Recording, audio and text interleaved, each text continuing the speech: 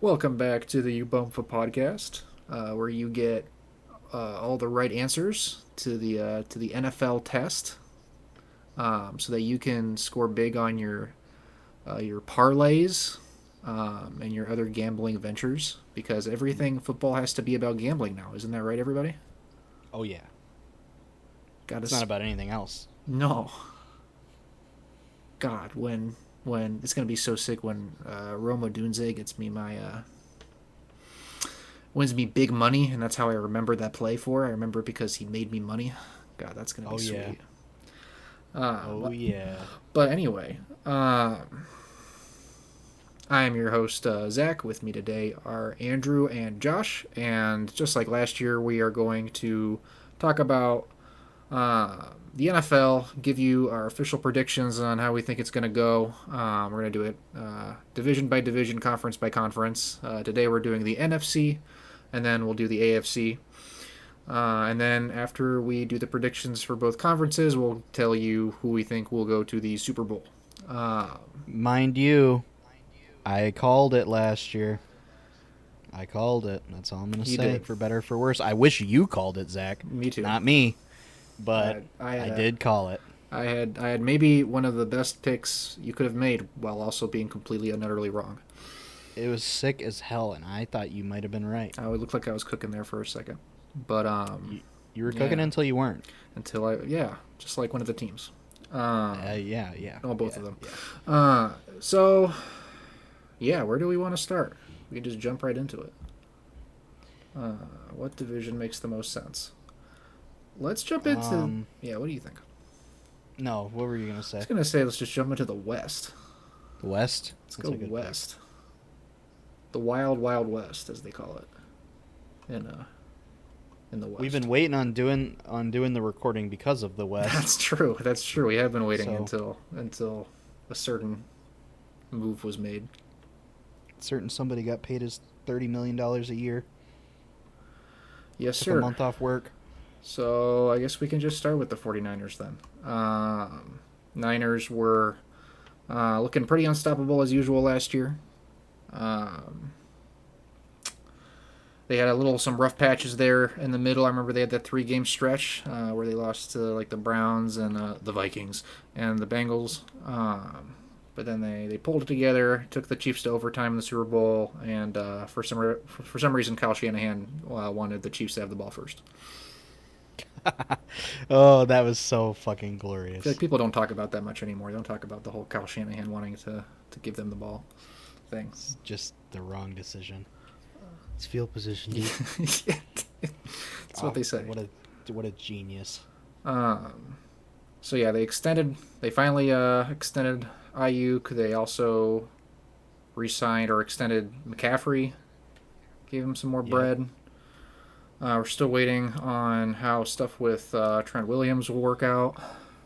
Which he has what 3 years left on his deal, right? Yeah, and Is that correct? they're already paying him like over $20 million. I think it's like ridiculous. It's a lot of money. It's a lot Um, of money. but that all being said, there's little reason at the moment to think that they won't still be pretty good, like they were last year. Um, Yeah, they finished 12-5. I think it's reasonable that they'll probably finish around the same. yeah, Maybe could be a little better, it could maybe a little worse. maybe very little Probably worse. probably about the same. I feel like that 3 game stretch is about as discombobulated as you're probably going to see the 49ers, and they didn't have Debo or Trent for those Yep. games. Um, Yep. but yeah, it Yeah, I seems like mean, they mostly ran it back. and who knows after this year? Because, I mean, next year they got to pay Brock Purdy $60 million a year, Big money, big money, big money. $65 million a year. Who knows?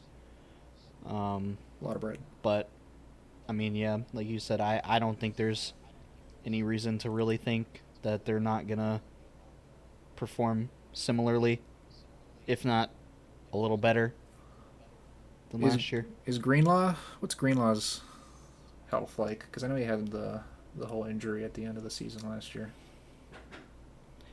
Um, I think Wasn't that in the Super Bowl? Yeah, so he's probably still pooped. Yeah, I'm not 100% sure, actually, but Um, but yeah, I don't know. 49ers. No, season ending IR, so he's not going to Oh, play. at all this oh year. wow, really? Jeez. Okay. Okay. Um, Well, so they definitely did lose some talent on the defensive side, but they're still better than most defenses. So, well, and also I don't know. That offense is pretty elite, so it's kind of hard to really imagine that there's any reason why they would ever be out of a football game. Brock yep. Purdy is seems like he's the guy. So, I don't know. These are these are some of the easier ones. The ones where it's like, well, they were good last year and they should be good again this year, and there isn't really a whole lot of room for variance outside of unpredictable injuries. Yep. Shanny needs that Super Bowl ring, or else he's gonna start committing some things. God, I hope he doesn't get it, but I, yeah, we'll see. We'll see. Um, Anything to add about the Niners? Not really. I don't know. Yeah, They're gonna be good. they drafted Pearsall in the first round. Yeah, Don't see which him really was- getting a lot of playing time this year, but It seems like he's been hurt, and like he was hurt when they drafted him, and got. I don't know if he like got hurt again in training camp, like something separate, but it seems like yeah, that's kind of been a nightmare. yeah, which is I mean, fine. He doesn't have to play this year. No, he doesn't. A lot. It'll probably work out. I mean, They- the Niners don't seem to always draft that well, No, not especially always. lately, but it doesn't also seem to matter. So, No, they do a good job in general. Obviously, people talk about the Niners as like the master class in team building. So, um, yeah, and then they brought back a Juwan Jennings, I think, as their wide receiver 3. So still, Pearsall shouldn't really have a lot of pressure to have to play much this year. So yeah. see where that gets them long term. Jake Moody coming for the NFL. Oh yeah, Jake Michigan Moody. legend. Michigan legend. All right, we can just move on then to teams that had a little bit more interesting going on, which is pretty much all the other teams. I think the Rams probably make sense to go next. Rams, I guess generally speaking, overperformed last year. As far as I think people didn't have super high expectations for them because they lost a lot of talent and got pretty young. A lot of rookies starting for them last year. And then they ended up going to the playoffs and looking pretty dangerous. So hard. Seems like there's little reason to. Well, I guess the Aaron Donald in the room is that Aaron Donald retired. Yeah, that's which is true. Not insignificant, to say the least. So that's probably the big question mark: is can the defense still be as disruptive? Well, probably the answer is no, but can they get close? They took Jared Verse Verse, yeah, in he the should be good. first. Yeah, it should probably be pretty good. He's just he's a bulldozer, a mover. Yeah, But, can't bet on taking somebody that's going to replace Donald, but no, should be a pretty good player, I'd imagine. They took Blake Corum, another Michigan legend. yeah, who they took maybe Kyron will Williams get- too. Yep. Yeah, I don't know. Blake Corum might end up seeing the field more than we think if Kyron Williams is going to be returning punts or whatever they were saying like that. I just think that's crazy. Yeah, but Whatever. They've got Puka. They've got who was obviously kind of the big surprise last year. In a receiver class that was generally considered to be kind of subpar. Plenty of hits. Zay Flowers hit. Addison hit. JSN I think is better than his stat line showed. But then out of all, it was none of the first round wide receivers that ended up popping off. It's Puka Nacua, who was taken in the 5th, right? Yep. So, two No top reason to think receivers. he's probably not just going to be better. Yeah, And I mean, Cooper Kupp. Did he miss some time last year? Am I remembering correctly? Didn't he miss a handful of games? He missed. Yeah, he missed a large portion. He was basically hurt the whole year. yeah. So that's the question, at least fantasy wise, of is Puka worth it? Because if Cup comes back healthy, then why would you want to spend all that premium talent on Puka when he could just end up being, the second guy, and Cup becomes the top guy again. I think that speaks to like what is probably most interesting about this Rams team with McVay. That McVay, has proven over and over and over again that he knows how to pretty much continually reinvent his team and his offense to adjust to whatever roster they're dealing with. And I mean, Puka and Cup are both two guys that are very versatile that you can kind of move around and do goofy shit with. Puka maybe a little bit more you can kind of, or a little bit less as far as like how much you're gonna use him in different ways. But I don't know. I think the way that they're gonna move those guys around and have them kind of have multiple roles in that offense is going to be pretty interesting, pretty unpredictable. And then Yep. you got Stafford throwing him the rock. Might just end up being a 1A 1B type of thing. I mean, I don't know though. The production they got out of Puka last year, I just feel like there's almost no way it's not going to be even better this year, even with a healthy Cup. I mean, because Cup is going to take away some of that pressure on Puka and vice versa. So Yeah, I think it's a win-win. I think you have two seems like pretty elite guys that are going to be hard to, like, if you have to choose to double one of them, well, the other one's probably going to be open. So yeah, exactly. tough. Like they're both going to go for 1,000 yards. Yeah, easily. Going to have a good amount of touchdowns, no doubt.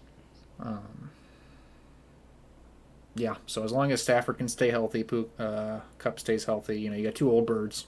Their window is closing, depending on how long Stafford can play and how long Cup can keep up his production. But otherwise, I have a hard time seeing why this team... I think this team still has probably, maybe the expectations we had for them last year and then what they delivered on this past year, kind of speaks to... There is probably a range of outcomes. There is probably room for some variance as far as what, maybe they drop a game that you thought they should have won because their defense, wasn't as consistent, or, somebody gets hurt, you lose a few games there. But otherwise, I feel like they're going to definitely be contenders and a tough out. Yep, they were 10-7 last year. Yeah, very good. I again think it's pretty reasonable to think they finish about the same. I think if anything, it would probably be a little better. Yeah, I don't know what their schedule is like this year. I don't either. I guess I don't have that like pulled up, but somewhere around 10-7 seems possible. reasonable again for sure. It's possible. Anything else about the Rams? Whatever the fucking guy they have. Let me pull this shit up.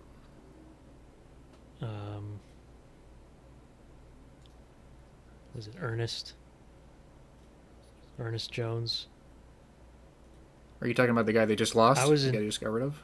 Yeah, that they just fucking Yeah. traded. Yeah, Ernest Jones, the linebacker. And I got beef with them because in all these best balls, I would always look at like Ernest Jones, and for whatever reason, in all the IDP best balls, he was going so late. So I'm like, why would I not take this guy, who Yeah. is gonna be the middle linebacker on this Rams defense, and he scored a ton of points, got a bunch of tackles and all that last year. So I took him as my linebacker, my SMH. top linebacker, and pretty much everyone because he looked like the best value. And then they trade him to the Titans, which is Whole nother thing. where players go to die. They go to Tennessee. So all these free best balls I just lost my starting linebacker. I mean, maybe he'll do good there. I don't know. I feel like that's not enough time. You trade him like a week before the season Yeah, starts. it might be a slow start. And there goes my fantasy points. So screw the Rams. Yeah, that Rams front office, man, they're always doing goofy stuff, aren't they? But Literally. yeah. So all that to say, fuck the Rams. But let's jump into the Seattle Seahawks, which are another a fascinating team, because I would say they generally underperformed last year. I think people were For kind of sure. assuming that they had a good shot at a wild card spot. Again, this was in tandem with people being more down on the Rams going into the season. think most people thought the Seahawks were kind of the de facto second team in that division. But I think they probably, I don't know, I'd say they do have a better chance at getting there this year than they did last year. You get a new head coach. You lose Pete Carroll, which is tough. He's a legend, but then you bring in the most sought-after coaching hire that was available, which was Mike McDonald from the Ravens. So we don't know, obviously, how fast that his system will take full effect with the defense, but they have players on that defensive side of the ball that are exciting. Obviously, they have Devin Witherspoon, they have Woolen. They drafted Byron Murphy, right? Yeah, Byron Murphy out of Texas, and he should be good. So a lot to be optimistic on what the head coaching hire means for the defense and in general as an organization. And then on the offensive side, you lose Shane Waldron to the Bears. And it seemed like he was kind of a big reason, as far as I could tell, besides just the deficiencies on the offensive line, why that offense with all of the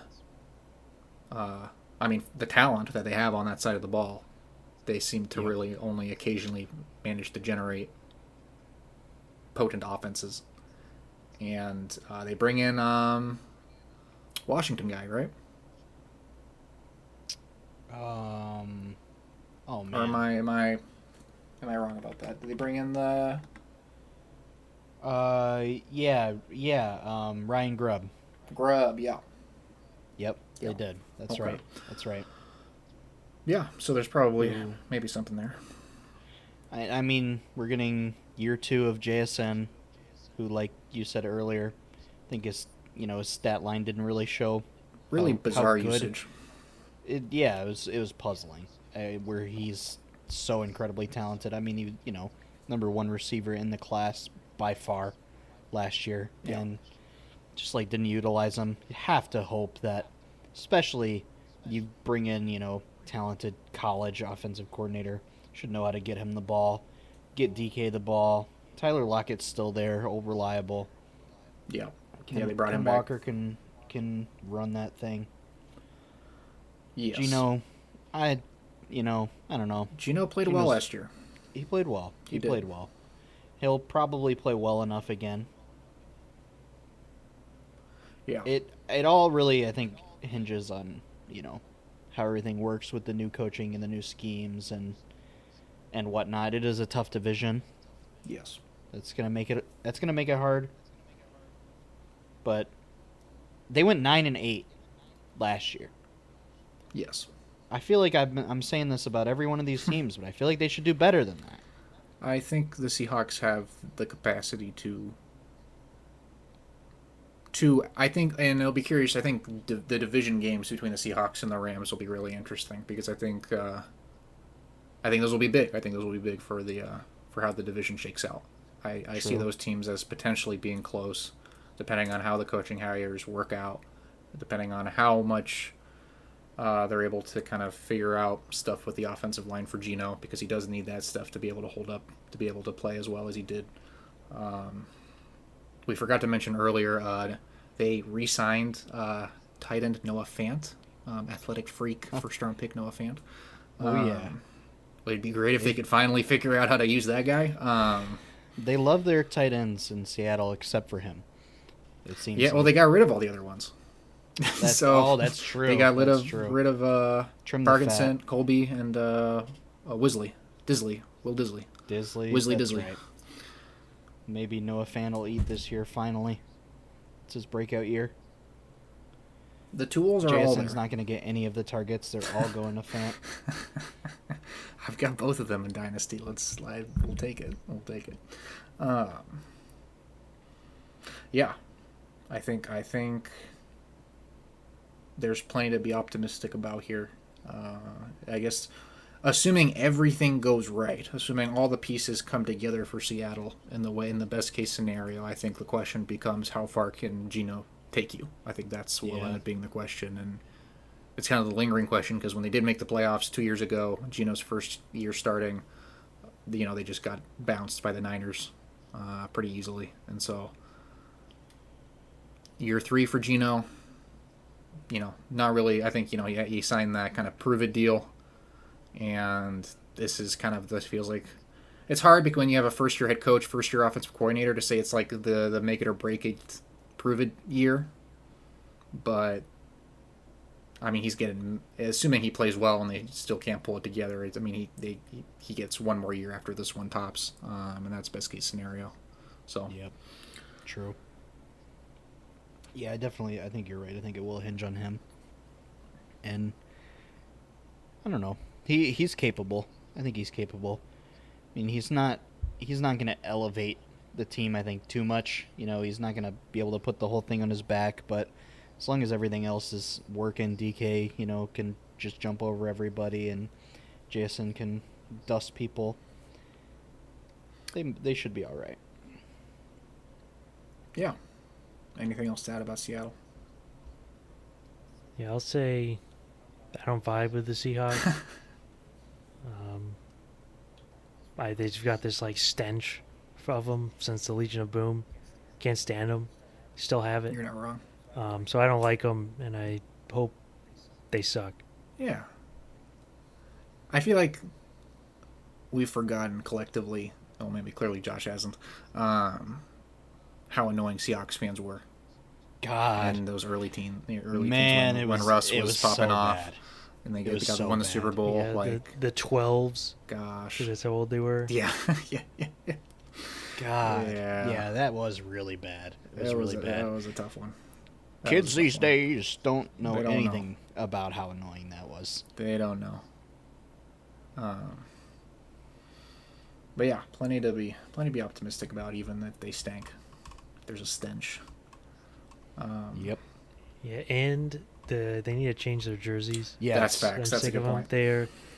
Their jerseys are so 2012. It's ridiculous. Yep. Yeah, the ugly ass Nike era. Now that the Cardinals and the Broncos have Bucks. changed their jerseys, like all those, whatever, when the Nike was doing their thing, You're getting real freaky. they need to change them. It's not even like they're ugly, like they don't look bad. It's just move on. Yeah, it's dated. Get rid of them. And by move on, we mean go back to the 90s. Literally just wear those throwbacks every game because they're maybe DK the agrees. best jersey in the entire league.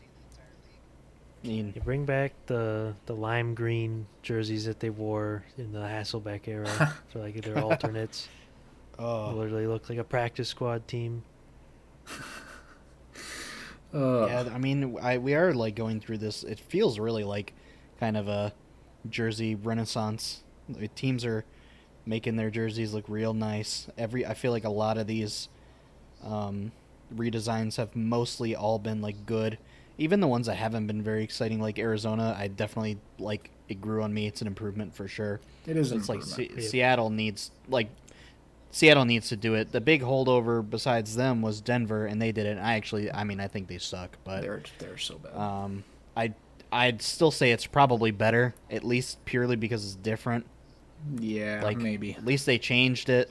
It's a lateral. Maybe move it's at not best. better. But Yeah, you're right. I- But I struggle. Seattle needs to get on board, get with It's the true. times. It's not 2012 anymore.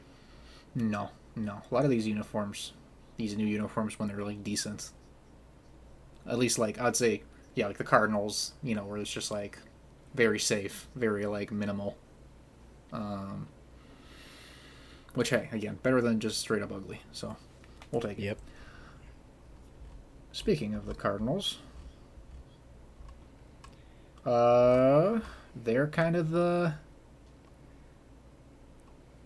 Yeah, I mean, I don't think anybody has a great idea of what the Cardinals are going to be this year, because I think there's a temptation because of how kind of garbage things generally went last year for them, but there were still kind of bits and pieces of hope and things that were working, and kind of return to baseline play once Kyler was back. I'll never forget when they beat Philly. Yeah, that shit was I was sweet. calling it. I was That shit was saying sweet. it was going to happen, and man, they did it, and it was so glorious. They did it, man. Those Cardinals. Yeah, man. But yeah, it's just there's sort of good vibes around the Cardinals. There's kind of this, you draft Marvin Harrison Jr. You draft, I think the guy they drafted got hurt. The second first rounder they picked. Darius Robinson. Who did they pick? Yeah, Robinson. Robinson. Yeah, but I think he right. got hurt. Um, so yeah, Yes, yeah, that was it. I James think Robinson. the two things that came out of the Cardinals optimistic, especially on offense last year, I think was that Trey McBride broke out and kind of showed in year two that he was worth the pick, and that he can be a dominant offensive guy. And then the run game was very effective last year for them. James Conner was very effective for them last year. They did a lot of good work there, and so it's a good spot to build off of. It seems like that defense though is going to be trash because they've dealt with a lot of injuries. It was already bad to begin with, and I mean Gannon is a defensive guy. I don't really like. I think Gannon seems like he's pretty decent, but it's I don't know. He's not cooking with he doesn't have a lot of ingredients to cook with this year. No. Overall. I mean, it's like, I think even if, Kyler and Marv are connecting, which I imagine they will, I feel like there's no reason to think they won't. Trey McBride is going to be even better. I mean, James Conner should still be pretty good. They drafted Trey Benson, who is my favorite back in the class. All of that is great, but it might just not matter if the defense is as bad as it seems like it might be, which I feel like it will be. I think it's going to be terrible. That's what it seems like. And in this stacked division, I just don't think it's going to cut it. I don't think they're going to be good enough to not yet, to separate themselves from, Seattle or the Rams, especially the Niners. Yep. I mean, obviously Kyler, will be a whole year off the ACL, had a full off season, but I just don't think the points that they might score will matter that much if the defense can't help them at all. Yep. I feel like they're still, a year or two away from maybe being able to compete with those other teams, especially if, like I was saying earlier, if the Niners maybe somewhat fall apart after this year, because their window is kind of closing, at least financially, with having to extend Purdy. Yep. All that kind of stuff. I just don't think this is the year for Arizona. No. And yes, Kyler definitely is better than Clayton Tune and Josh Dobbs. Yeah, Definitely played better than them. I don't think Kyler played extraordinarily well. He was fine. He was good. But we'll have to see to what extent he can deliver a strong offense and be dynamic the way that he has shown that he can be. But there have been question marks and there have been injuries. And, I mean, we're getting to the point where it's like, can you assume a full healthy season from Kyler? We'll see. And obviously, I'll believe it when I see it. And also obviously, it's like he's one of those quarterbacks where he made it to the playoffs, got absolutely trounced, then got paid. Yep. Then the injuries have happened, and so there's kind of this question of,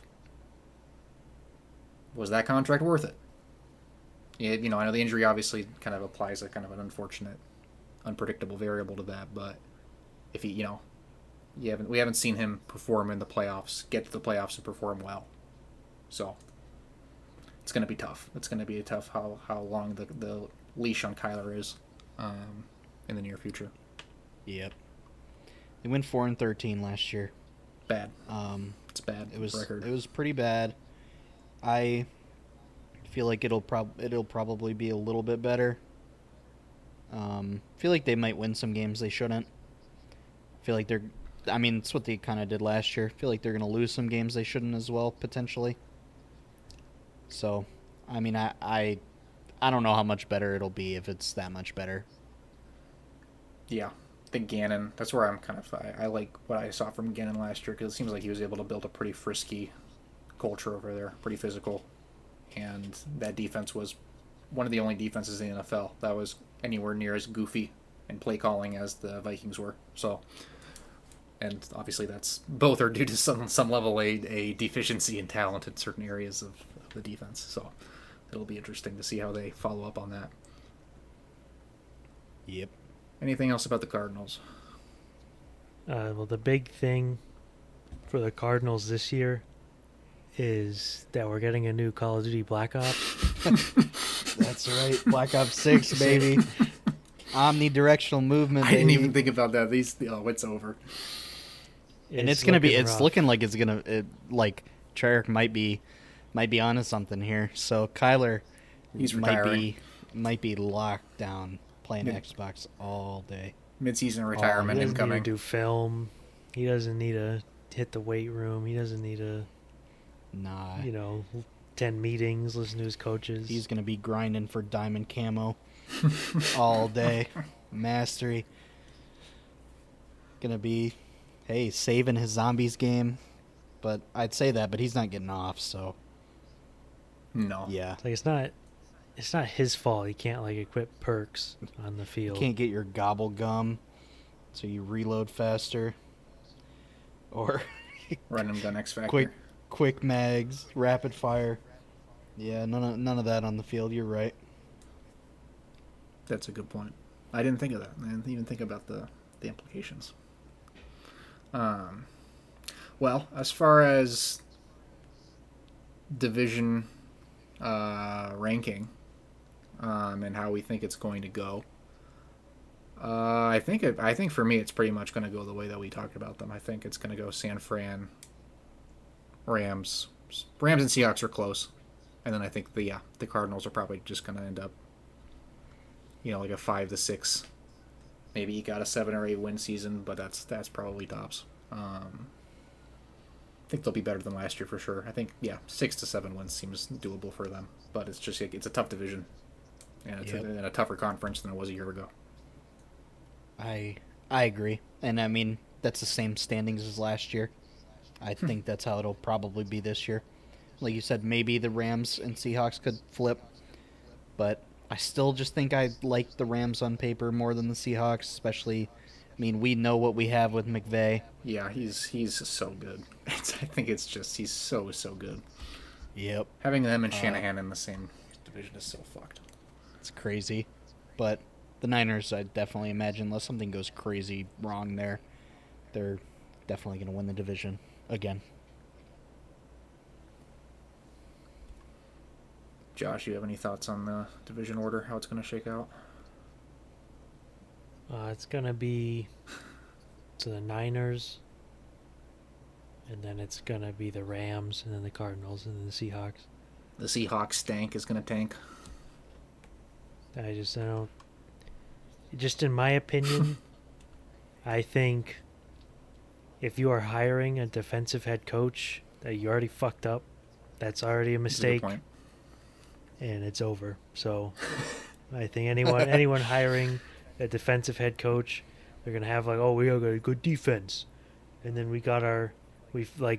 after playing the OC lottery for 5 years, we finally have a good offense. Oh, he's gone. Now he gets to run his offense for a different team, and that team will actually be good and consistent. But now we have, whatever the fucking guy they have this time, and I don't think it's going to work. Some college chump, whatever. It's not going to work. You have Geno. You're like, okay, it's fun. Geno Smith. This is, year 3? It's fun time's over. It's not funny. He sucks. Seattle's going to be bottom feeders. Or not bottom feeders. They're going to be 8 and 9. Yeah. Maybe 9 and 8. Yeah. So you're not even going to get your pick. Whoever, if anyone comes up in the next draft is being really good, you're not even going to get your pick. And even if you do get your pick, it's going to be Shadur, and he's fucking sucks. So I think they're in this weird zone Shadur to Seattle. where they get, they got defensive head coach, decent team, good talent all around, completely unexciting. Can't root for them in any capacity, so they suck. I hope they stay in purgatory forever. There you have it. Well, speaking of defensive head coaches, I believe the NFC South is one of 2 divisions in the NFL that has 3 out of 4 head coaches are defensive head coaches. so we can talk about them next. I believe the Maybe that AFC explains East some is things. the other one, if I'm not incorrect. But yeah, we have the most exciting division in football, NFC South. Never know what you're going to get. Never know who's going to win. And I guess we should start with the Bucks that were able to squeak out the division dub. Squeak out, not even squeak out, safely secure a playoff win against the collapsed Philadelphia Eagles in the wild card round. Beautiful. God, it was beautiful. Baker Gorgeous. Mayfield signs an extension this offseason. He kind of has a, people are calling it a career revival, which I guess is fair, considering the year of Buchenhauser time he had with the Panthers. And then I guess getting booted by the Browns unjustly. But it seems like this is mostly a team that is kind of more or less the same. The big difference is that they lose their offensive coordinator, Canales, to the Panthers, to the rival Panthers, and they have a new offensive coordinator. And so the question is, can the new offensive coordinator do the same things or better with this offense that is more or less the same that they did last year? And who knows? They have Mike Evans. He's a beast. They bring him, they give him a 2-year deal, re-sign him so he can probably retire a buck. They got Godwin, who might be here for his last year. I don't know if they're going to sign him again, just because it might be expensive, and they drafted McMillan. True. The running game is terrible. Let's just call it what it is. It's really bad. People like Rashad White, and I just think they're all wrong. He's bad. He's not good. Bucky Irving. I also don't necessarily have super high opinions of him. Who knows, though? It's a running back. You never know. So, yeah, I'm not super optimistic on this Bucks team. I think, at best they'll repeat what they did last year record-wise. I'm just not convinced that record is going to translate to a division win or a wild card spot. 8? I believe so. Yeah.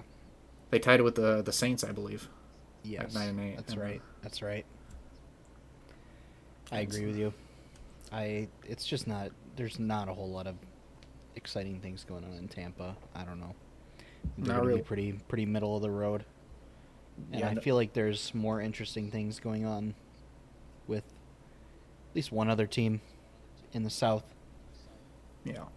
That will, I'd imagine, would be able to win more than 9 games if things go right. Yeah, we'll get there, but yeah, you would think so. Yeah. Yeah, the only real big offseason thing they had was, they drafted the center, Barton. Sounds like he's good. Yeah. That's what people are saying. So that'll be huge for them, for Baker to have a good young center coming in. And then they extended Winfield, who is probably, That's right. I guess with Vita Vea, probably their top 2 player on defense. And then they extended their Wirfs, right? The tackle. Yes, they did. Which that was good. So yeah, they're securing some key guys. It's just there isn't a lot of star power on this offense. Otherwise, not a lot of great depth, and I like Baker Mayfield. I've been a Baker guy. I think didn't feel like he honestly got a super fair shake at the end of his time in Cleveland, even before the Watson trade, and obviously I think playing for the Panthers 2 years ago it speaks for itself. So I think he's good. I think he can get the job done. Is he getting you to a Super Bowl? Probably not, but stranger things have happened, and so it's just a question of. Yeah, it's just hard. It's hard when you're running back a team that kind of felt like they overperformed, and you kind of get rid of the guy who was getting most of the praise outside of Baker for it, which was Canales.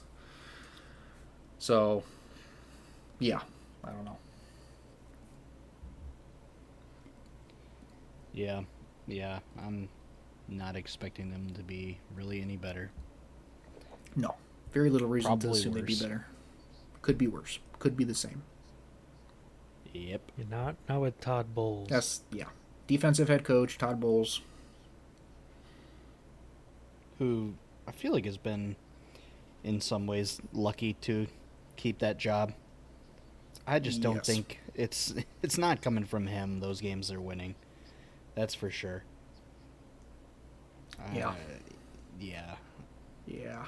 Not very exciting. Defense has been fine, but I don't think that Bowles is like a particularly flexible defensive play caller, and I think that he's they have to get to the playoffs this year again. Otherwise, Yep. his ass is probably canned.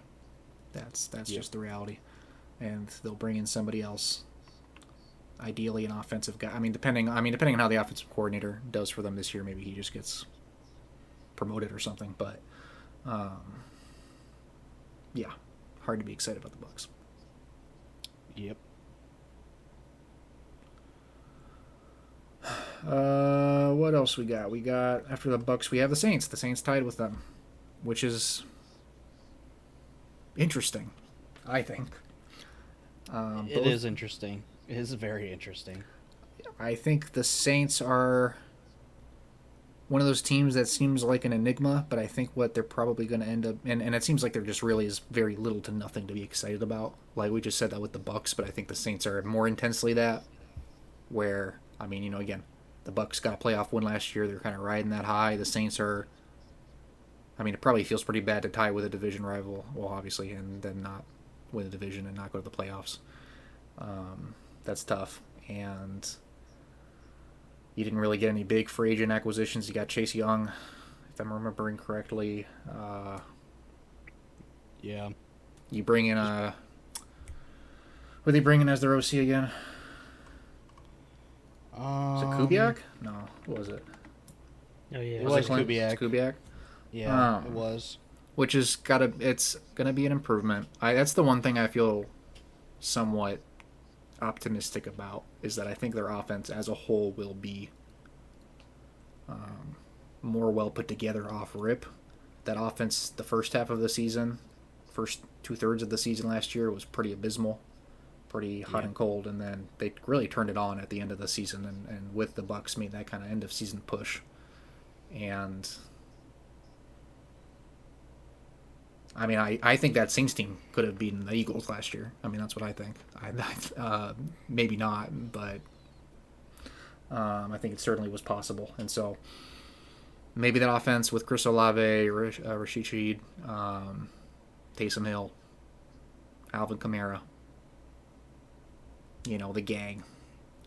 Can't forget big signings like Equinemius St. Brown and Cedric Wilson. And yet I did. Yeah, I don't. Oh, go ahead. They did add Tyrann Mathieu, which was a nice signing on the defense. Was that this last year? I This believe offseason? so. Oh wow. Okay. I think it was pretty early. Okay. For whatever reason, I thought that was like 2 years ago. Unless I'm looking at the wrong thing here. No, you might be right. I don't remember. This was a 2-year deal, I want to say. And I feel like it wasn't even that expensive. They added him. They added Willie Gay. Chase Young. Yep. Could be a little better on that side of the ball. Derek Carr, we'll see. I just feel like I'd be shocked if he was as bad as he was last year. I think there's no way. That's I what don't think so either. I think that yeah. Go ahead. Yeah, I don't know. It should be a little better for sure. I just think it should all around be a little better. Not super exciting, but No. it definitely should be a little better. I think they are headed once again for like nice average play. I think they'll be a middle of the NFL team. There's some upside. There's some room for things to go horribly wrong. That offensive line, it seems like, is going to be rough again. Yep. Maybe worse. Hopefully not. They drafted, who did they draft? Fuaga. They took Fuanga, who I think, from what I've heard, didn't look incredible in preseason. But it's hard, obviously, as a rookie to just jump in there as an offensive lineman and expect to be the guy that's going to protect your quarterback on the inside. And so, or on the outside, and so you gotta. We'll see. I feel bad. No, I'm not. I don't care if Saints fans get mad at me. Fuck you, Saints fans. I feel bad for Derek Carr. I feel like going to a place like the Saints with Dennis Allen as the head coach. I don't like Dennis Allen. I think he's a clown. And behind that offensive line, and you're expected to do whatever bridge quarterback stuff he's supposed to do is just tough. And you're getting a lot of shit now. Everybody's saying that Spencer Rattler is going to step in for you, and I don't think that's true at all. No. But that's what people are saying, and that's not a good feeling. And so, what can you do? But yeah, again, Dennis Allen also sucks, and I think his ass is gone this year if they don't make the playoffs, which will be good for them in the long term. And because I think if they suck this year, which they will, owner, I don't even know who owns the Saints. They're fucking weirdos, but if they suck this year, when they suck this year, they'll have to can Dennis Allen, and they immediately become the most undesirable spot That cap situation. for Yeah. for a new coach, because if they don't fire Mickey Loomis, which they should, it's obvious Mickey Loomis is just like, Yeah, he's gotta go with Allen. Like- yeah. he's just like, the next guy can deal with this mess, because they're the only team, outside of, I guess, the Niners and the Rams, kind of, but the Saints are the biggest offender, where they're just like, like, we can just push it down the road with all these different contracts, and like, it keeps growing and growing, but we can push it. Yeah. We can keep pushing it, and I feel like if they keep doing this, they can keep pushing it until like it's literally higher than the cap, and I think they have to stop at that point. Yeah. Which, like, no sane team is gonna like, all right, let's do that. But Mickey Loomis is like, no, owners, we're gonna sign Chase Young. We're gonna pay Chase Young a bunch of money, even though he sucks, and we don't have any money. We're gonna do that, and then we're gonna be good this year. This is the year that the Saints will win the Super Bowl again.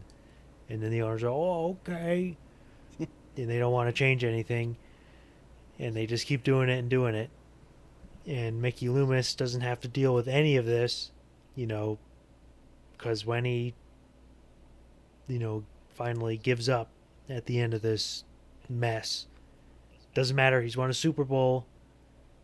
I'm pretty sure he was the one who traded for Breeze, so he gets to say that in his biggest cap mess in the history of American sports finally comes to head. Yep. What GM is going to want to step into this position? I feel like if you're...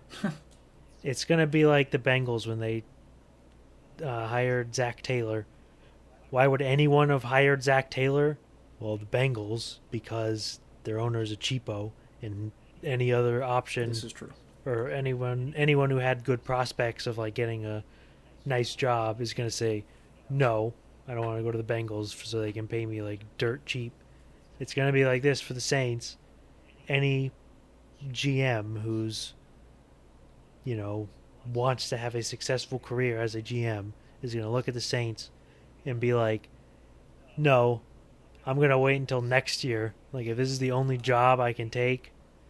So what they're going to have to do is, if they haven't been planning for the, Judgment Day already, they're going to have to, like, either hire someone from within who no one outside is going to want them, so they're going to have to, promote someone. Yeah, hire who?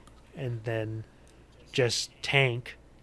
I don't know if they've got some Moneyball guy who can come in and just be like, okay, we're going to field the worst team in NFL history for a couple of years before this cap stuff goes away. Yeah. Or it's going to be something like when the Browns had Sashi Brown and he did the Moneyball thing for a few years where he's just like, all right, we're blowing up this team, can get as many assets as I can, and then, oh shit, I'm just going to get fired before I get to do anything with them. I don't know why anyone would want to do it. Like, the team sucks, team is mid at best, They have the worst looking future of any team here outside of maybe the Panthers. Yeah. The prospects are just like dire. If I was a Saints fan, I'd be, thanking God that they won the Super Bowl at some point in the past couple of decades. They're thinking the devil. Because if that did not happen, if Drew Brees didn't come to town and save the city, Sean Payton wasn't trying to kill I players. would. Yeah, if they weren't trying to kill the head so the body died, actual quote, then they would be in the absolute pits, and they would probably be the worst franchise in the history of the NFL. Yep. Outside of the Cardinals. This is what they deserve. Let's make it. Let's be very clear. They deserve this. Saints fans, you deserve this. They deserve it. The ownership deserves it after what they did with the Catholic Church and kid molestation thing or whatever. I don't know the details. I'm not going to go into it. Doesn't sound very good. But that's what happens. That is the, what did he say? The wages of sin. The wages of sin is death. That would be unfortunate. That would be unfortunate. But is probably deserved. Probably the only way they can get out of this mess. Franchise death. I think the Saints are the team that this venture capital stuff that they're doing, we're going to sell them. That's the team. Because you know what you need to fix the Saints is you need an absolute Wall Street vulture to come in there and absolutely strip this team for parts to save money. That's what needs to happen. David Tepper, come on over. Oh, yeah. Get what's his face, Zaslav from Warner Brothers. Fuck. Get him in there. Actually, yes. If it means getting him out of Warner off. Brothers, please go run the Saints. Bring the Wall Street crook in and just start. Get Bob Iger. Find any little lawyer thing you can do to get out of paying money, and just blow this team up. You're gonna cut players before they even see the field. Nobody will ever see them play. You need to do the thing that the Raiders pulled back when they drafted Janikowski in the first round. Is you don't have the money, so you can't afford to draft an actual player in the first round. So they're going to need to figure out a way to do that. Because this team sucks. And they're going to suck this year. And they're going to suck for eternity. Yeah. There you go. No, I mean, that's it's a good point. I think that's kind of the context in which all of this kind of looking at this season, it's like, who knows? Doesn't look great, but the wider context for this team and this franchise is pretty bad, and definitely colors everything going on. Yeah, kind of makes you think maybe signing Derek Carr wasn't a good idea. Maybe letting it all just explode was a few years ago probably was the move.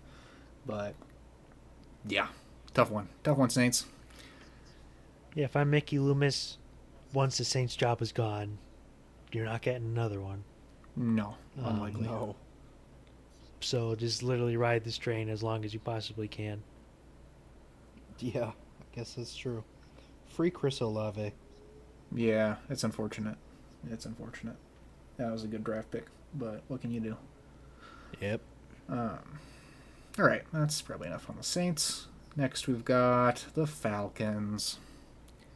And there's a lot to be said about the 2024 Atlanta Falcons. A lot of news about this team. And Kirko Chains, baby. yes, there's Kirko Chains coming off. No an other Achilles, quarterback. 36. No, they got their guy. Why would they need another quarterback? Exactly. $50 million a year. I heard, yeah, they could spend that. They spent that pick on a nice weapon for Kirk, or someone to protect him, or like a ball hawk on the defense.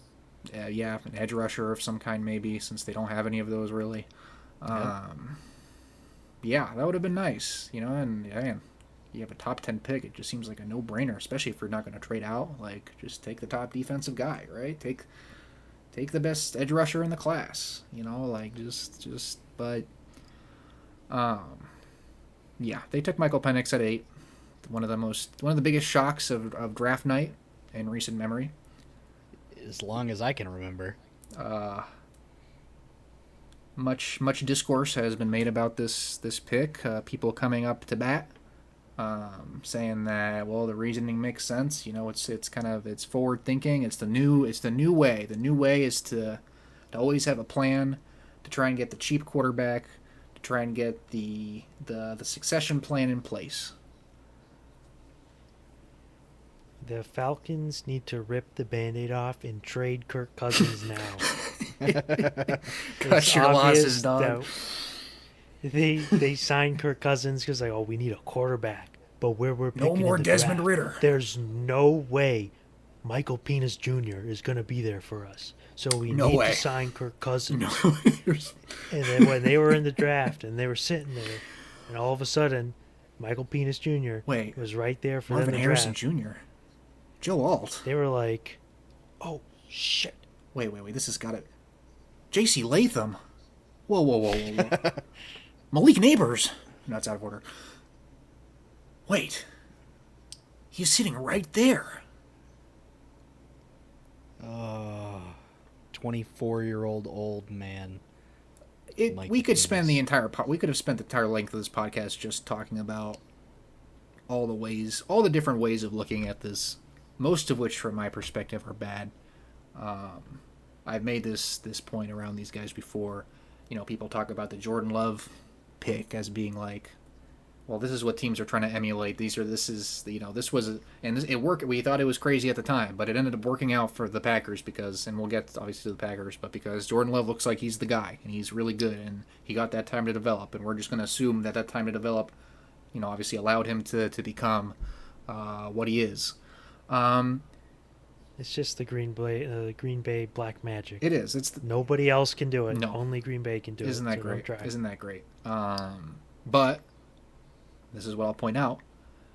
Since the Jordan Love pick in the first round of that draft, Aaron Rodgers had back-to-back MVP seasons. They got into the playoffs, NFC Championship games, and didn't make it to the Super Bowl. Of course, did not win a Super Bowl. And once you're in the playoffs, and obviously Aaron Rodgers, by getting the MVP, easily made that possible. Now you need every playmaker at your disposal, every player that you can have to swing the difference, to win that next playoff game, to win you the Super Bowl, is needed. And that's what they should have spent that first-round pick on, if the goal, of course, is to win a Super Bowl, which it is. And yes, Jordan Love worked out. Yes, it looks good. Of course, in the long run, we're probably always going to say that this was a good pick, and it worked out, and the plan worked out, and they have their black voodoo magic. But from a win now, which again, the Kirk Cousins signing implies that it is, and this roster is theoretically ready to compete, it doesn't really make sense to punt 2 years into the future on your first-round pick to a quarterback, just assuming you're not going to want Kirk again, which maybe is fair, but... And again, Michael Penix isn't even like some kind of surefire prospect. And he's not young. He's old. He doesn't have like this development that he has yet to do. We probably more or less know who Michael Penix is at this point because of his age. You can make some tweaks here and there, but there's also injury issues. There's the fact that he isn't really a dynamic runner of the ball at all. Like, there's all these things that point to how all the ways in which this pick was not worth it at all. Also, the Green Bay pick was much later in the first round. It was like wasn't it pick 29 or 30 or something like that? If the Falcons traded out of 8 to later in the first round, and again, this year that doesn't really work because if Penix didn't get picked by the Falcons, he would have been picked by the Broncos or the Raiders. Like, that's pretty safe to assume. Yep. At least I think it's safe to assume, especially based off of what the Raiders ended up doing. But yeah, I don't think it's a good pick. I think it's if I was a Falcons fan, I would be, and you guys have been through a lot. Beside myself. I would be, considering my options. Especially, I have the entire 2024 draft up, and I'm looking at it, and it's just like immediately after him, Chicago gets Roma Dunze. Imagine if they got Roma Dunze for Kirk to sling it to. Or even you look a little further down the draft, you talk about getting somebody to rush the quarterback. And Indy takes Latu at 15, which is absurd value. Could have taken him at 8, and everybody would have been like, wow, what a great pick. Yes. And it would have been. Surefire, easy, good pick. Um, yeah. But So nope, they didn't do that. they took the old quarterback who's not going to see the field if Kirk Cousins plays out his whole deal, which I feel like probably won't happen, even if he's good. Yeah. It'll be too much money. But Basically a 2-year deal. I mean, yes. but if it's a 2-year deal, Michael Penix does not play until he's 26 years old. If Kirk plays out his entire deal, Michael Penix will not play until he is 28. Yeah. 28. And again, I am just Jordan Love was young when he was drafted. There was room for development. Again, we'll get to this guy, but again, what seems like is ending up happening with, or what the original plan was with J.J. McCarthy was for him to have a year to develop because he's 21 years old. Like there's other quarterbacks in the draft also are younger, but it's just like it doesn't make a lot of sense. It is both.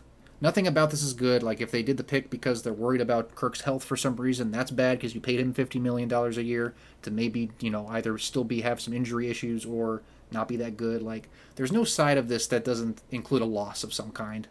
And the upside just isn't really there. And I think that Falcons defense obviously, they've added to it recently, adding Justin Simmons and Judon. Is right. good. Those were good moves. They've got some other playmakers in the secondary. The offense obviously has plenty of playmakers. There's a lot of high hopes. Obviously, this is kind of where the you sign Kirk Cousins.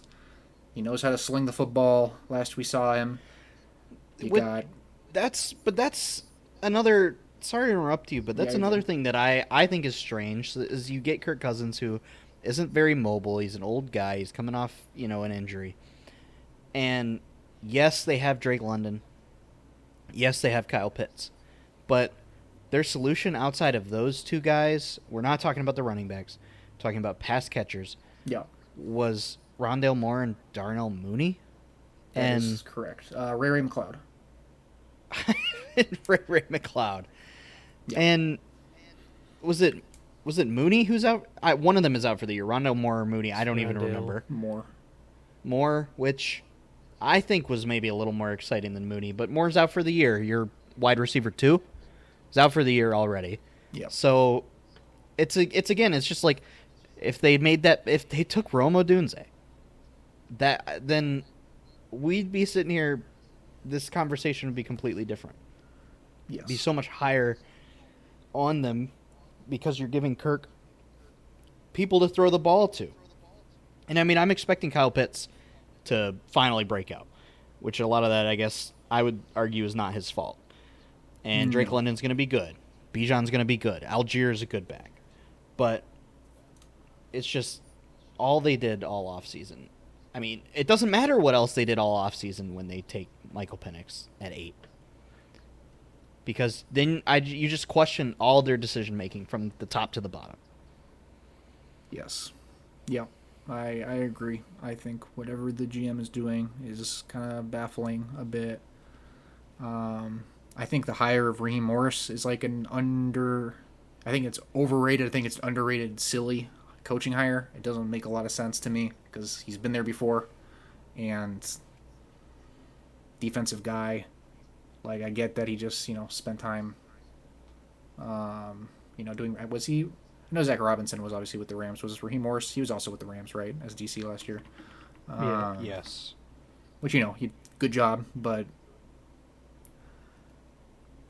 I think this is, Zach Robinson could be obviously a good offensive coordinator for them, but it's kind of just confusing why they didn't... And I guess it seemed like they were weighing between Morris and Belichick. So they were never really looking at an offensive guy, but it seemed like an offensive head coach would have made a lot of sense for this team with kind of the fact that they seem like they're going to be more of an offensive identity. That's my assumption. I think that's a safe assumption with where most of their playmakers are at. And, yeah, they didn't do that. They got a defensive head coach. We'll see how that goes. 2 old-ass quarterbacks. Yes. Yes, sir. And all that to say, the expectations are high for the Falcons. All that to say, most people, myself included, assume they will win the division. Like, that is the 100%. assumption. That is what they 100%. should do. They have the best quarterback in the division. They have, some of the most dynamic playmakers in the division. They have, something well put together roster wise here that was somewhat proven last year. There were some good pieces that worked last year. I think the defense overperformed a bit. So yeah, it's on the Falcons, which is a big burden for a team like the Falcons to have to carry, to be the one team in this division to try and not appear clownish in their actual play. Yep. Like, they have to perform like a top tier offense. They have to win 10 plus games. That is the standard. They went 7-10 last year, and if they somehow don't do better than that, I mean, it's an absolute colossal failure. Correct. Yeah, that's all I gotta say on the Falcons. You got good jerseys. Yeah, they do. Yeah, I'll say Julio Jones is a free agent. Oh yeah, Is he not on the Eagles anymore? Nope. Darn. He's a free agent. I feel like that man wants to chill on the couch. Maybe I'm wrong, but it's a name I hadn't thought of in forever. I think more important to point out is Hunter Renfrow was still a free agent. Oh, yeah, that's what a great pass catcher. Nobody's running those routes like Hunter Renfrow. That's all I'm gonna Absolutely say. not. But yeah, lots to be. I mean, again, on offense, lots to be excited about. Drake London, Kyle Pitts, Bijan, all kind of primed for like big, if you want to call them breakout years, at least especially for the pass catchers. But yeah, otherwise is what it is. And then let's jump to the Panthers real quick. Panthers were worst team in the NFL last year. Did not have a first round pick to show for it. I'm not even going to bother getting to the weeds of all the ways in which the Panthers have been a failure. Everybody knows. Everybody knows the silly things they've done. The Brian Burns trade even recently, like, you bungle that. Like, it's just... But what they have done is that they have made a clear, conscious effort to improve the offense, to give more weapons for Bryce Young, to give him a better shot at showing whether or not he is or is not the guy. And, they have... A lot of that was done in the draft. Brought in Deontay. They brought in Burgo Bastards legend Rashad Penny, who already retired. But... Fuck Rashad Penny. My hero. But they...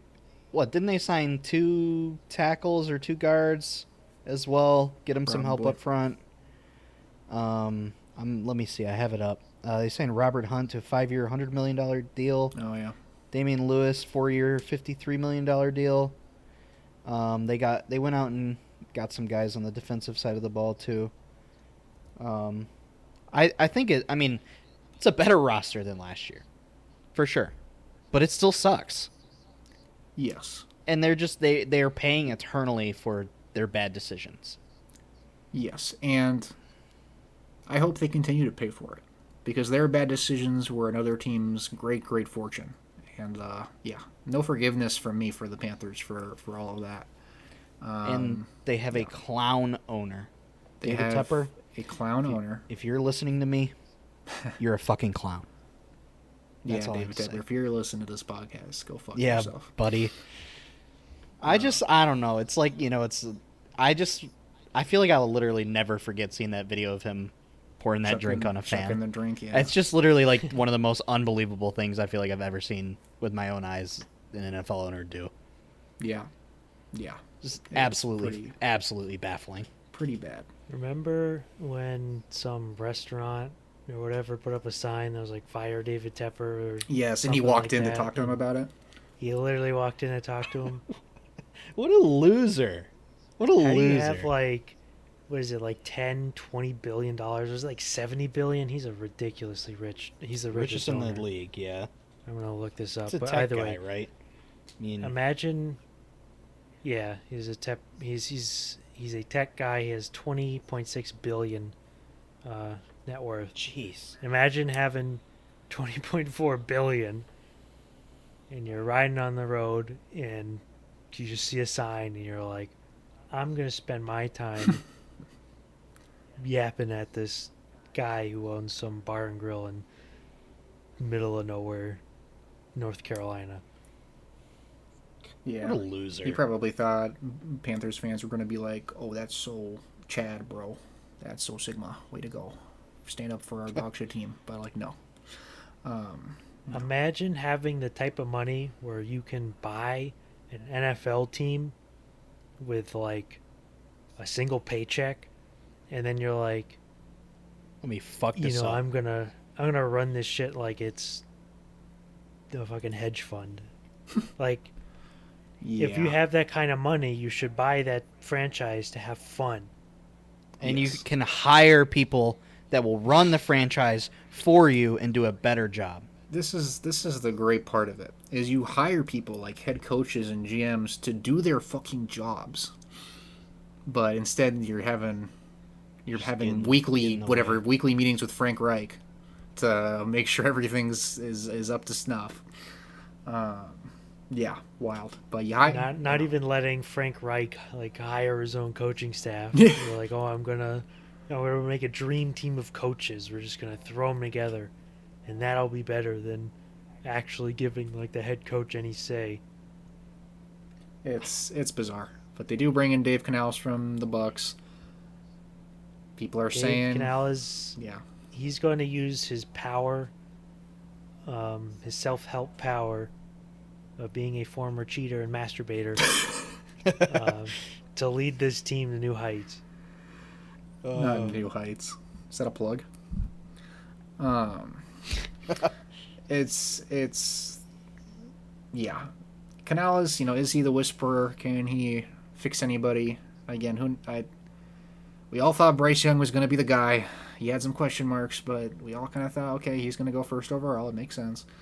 And so there's still room for him to show that he can be the guy. I think, like, having Deontay Johnson as your wide receiver, like your guaranteed wide receiver one, is probably not ideal. No, it's And not. Xavier Legette, I didn't really think he was. I think there's a good chance he was going to get drafted in the first round. I wouldn't have done it. He's one of those guys I think. Oh, yeah, who I think probably should have dropped a bit, probably into the second. But and you bring in Jadavian Sanders, pass catching tight end. You bring in Jonathan Brooks, a dynamic runner when healthy. Which Brooks was a great pick. I think was. Brooks was a great pick for them. It's a good That's pick. probably the best, maybe the best thing they did in the offseason. I don't know. But Overall, though, they went Yeah. 2-15. no. I feel like hopefully, I don't want to say hopefully because I don't care how many games they win. Fuck them. I imagine they'll win more than 2 games, but I don't think it's going to be a whole lot better than that. They need to have to. I hope that they stink, and that next draft they have to choose between Bryce Young and Shadur Sanders. That's what I hope. It very well might happen. That would be pretty funny. So, man, I got bad energy talking about that division. That shit just gets me all. Bunch of losers. Bunch of icky, chump gross ass organizations. teams. Like, yeesh. And it's been this way for ages, but it's like I feel like it's hit ahead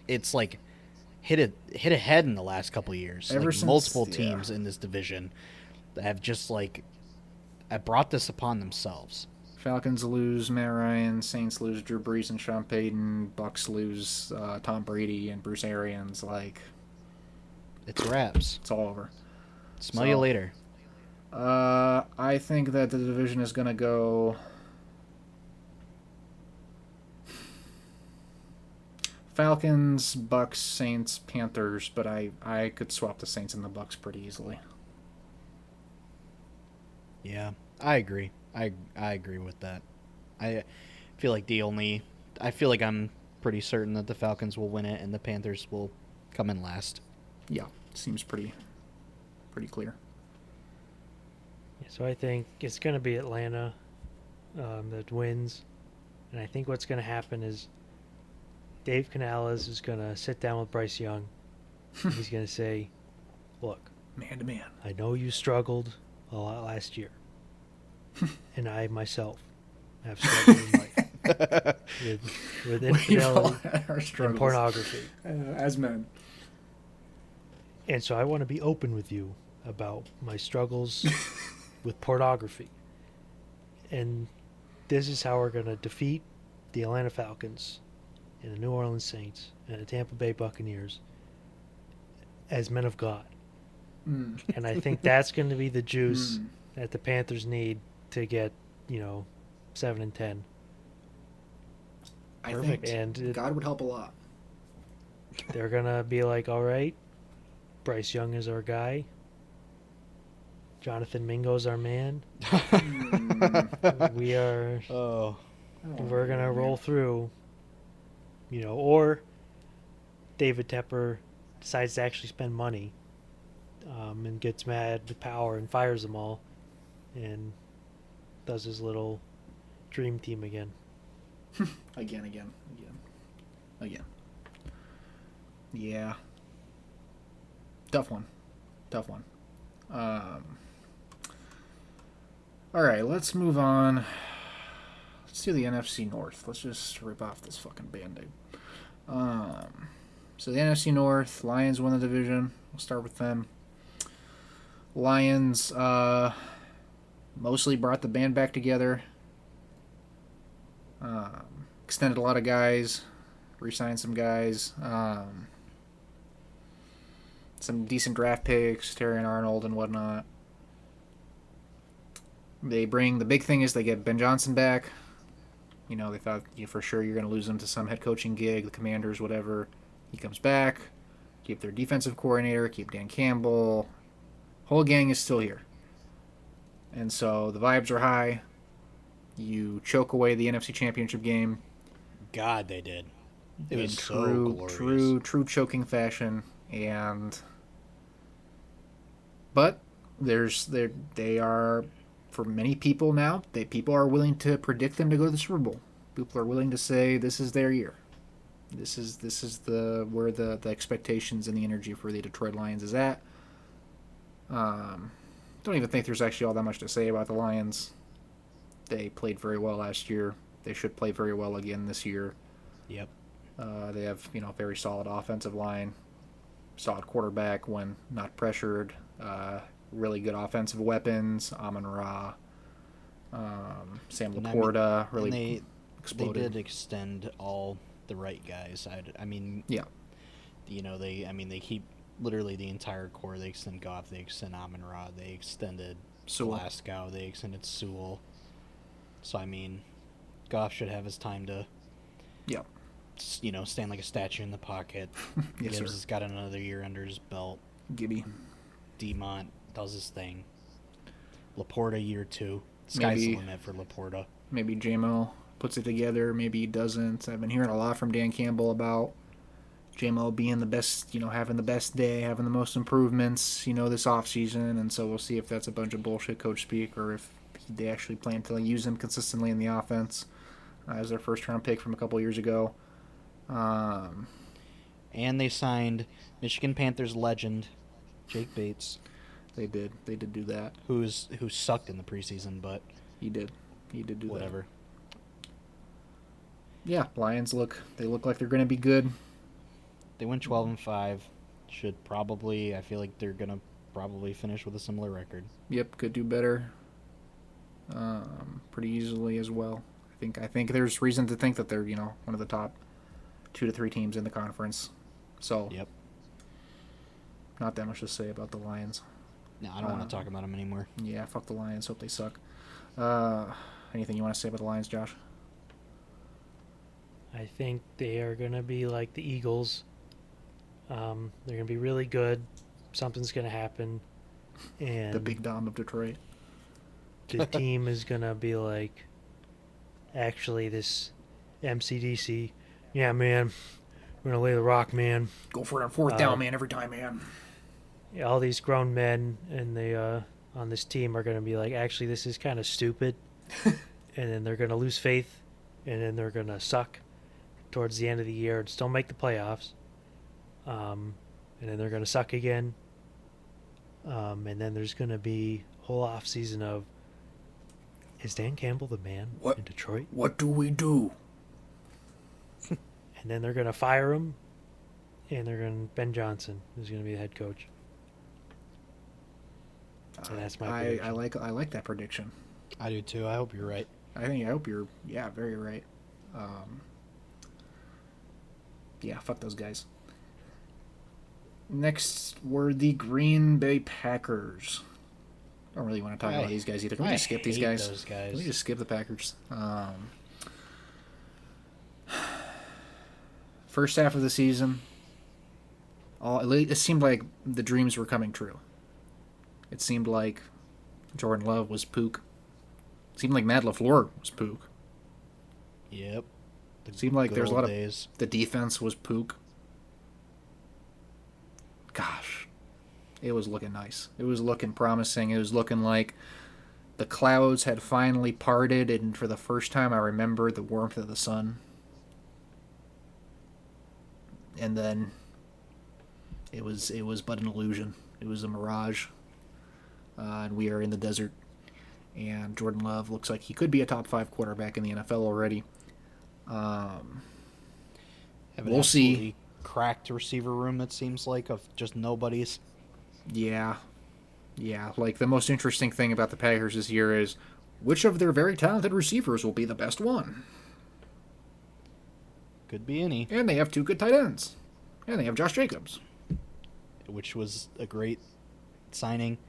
I think they did Aaron Jones kind of dirty, but it's a business. He got him back. He's going to get him back. Don't worry about it. I hope so. But I feel like there's pretty much no reason to not think that they're going to be better. They were 9-8 last year. Yes, they will be better. Squeaked in. They're definitely going to be better than that, unless things go wrong, which I hope they do. Oh, I'll be praying every night before I go to bed that things go wrong. Yeah, but I don't think that's going to happen. Yeah, I think LaFleur is a very, very good head coach, very, very good offensive play caller. And yeah, I mean, Jordan Love has the talent. Even that first half of the season when I was watching him, and I was like, okay, he's making plenty of mistakes. He's throwing some ducks. He's not seeing it all, it seems like.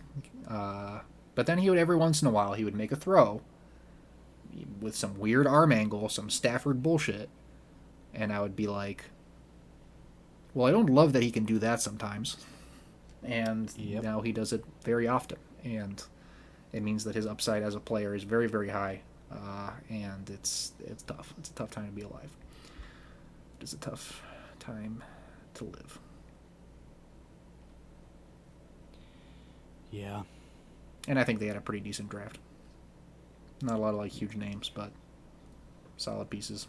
I think that I think that they drafted for their needs pretty well. So. Yep. Anything else about the Packers?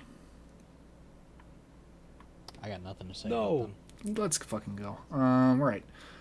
Moving on from the Packers, we have if we're going in order, I guess we have the Vikings. Anyone around here like those guys? Any fans of those guys around here? It's you see, the problem, Andrew, is it's more complicated than any simple liking. This is a love affair, and it's a deeply, deeply painful one. Oh, I see. It's more like family, really. And family. What can you do? You're right. You get dealt the hand that you're dealt, and you play the cards. And I don't even think our hand is that bad. It's just everybody else has fucking aces and flushes and full houses and whatnot. There's just not a whole lot. It's tough. The Vikings they start off rough to start the year as far as win totals because we had a really bad turnover problem, and Alexander Madison sucked. Our running game was terrible, and so we dropped a lot of games we probably should have won. Then we started to turn it on. We have a big Monday night game against the 49ers. Kirk is playing really well. Jefferson does get hurt, which is tough. And then Kirk gets hurt, tears his Achilles, season's over. And I knew as a Vikings fan that was it.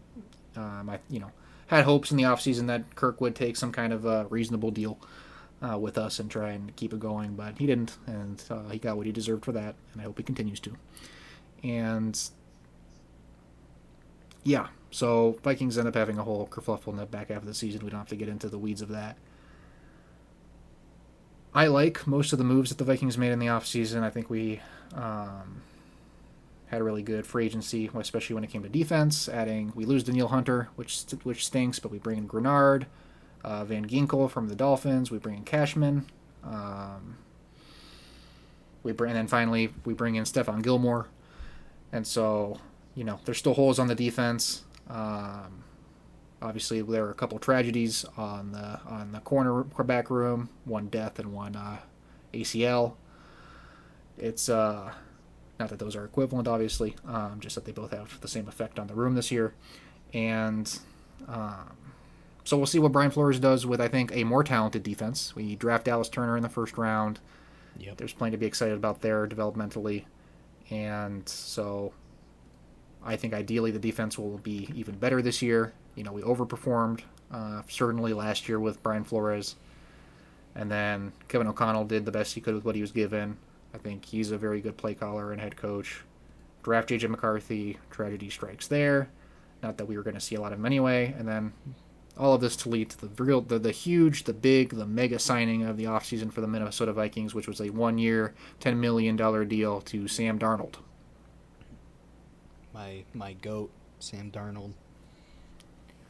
It's going to Yes, tear sir. it up. Yes, sir. Yes, he is. Sam Darnold dealt a tough hand himself.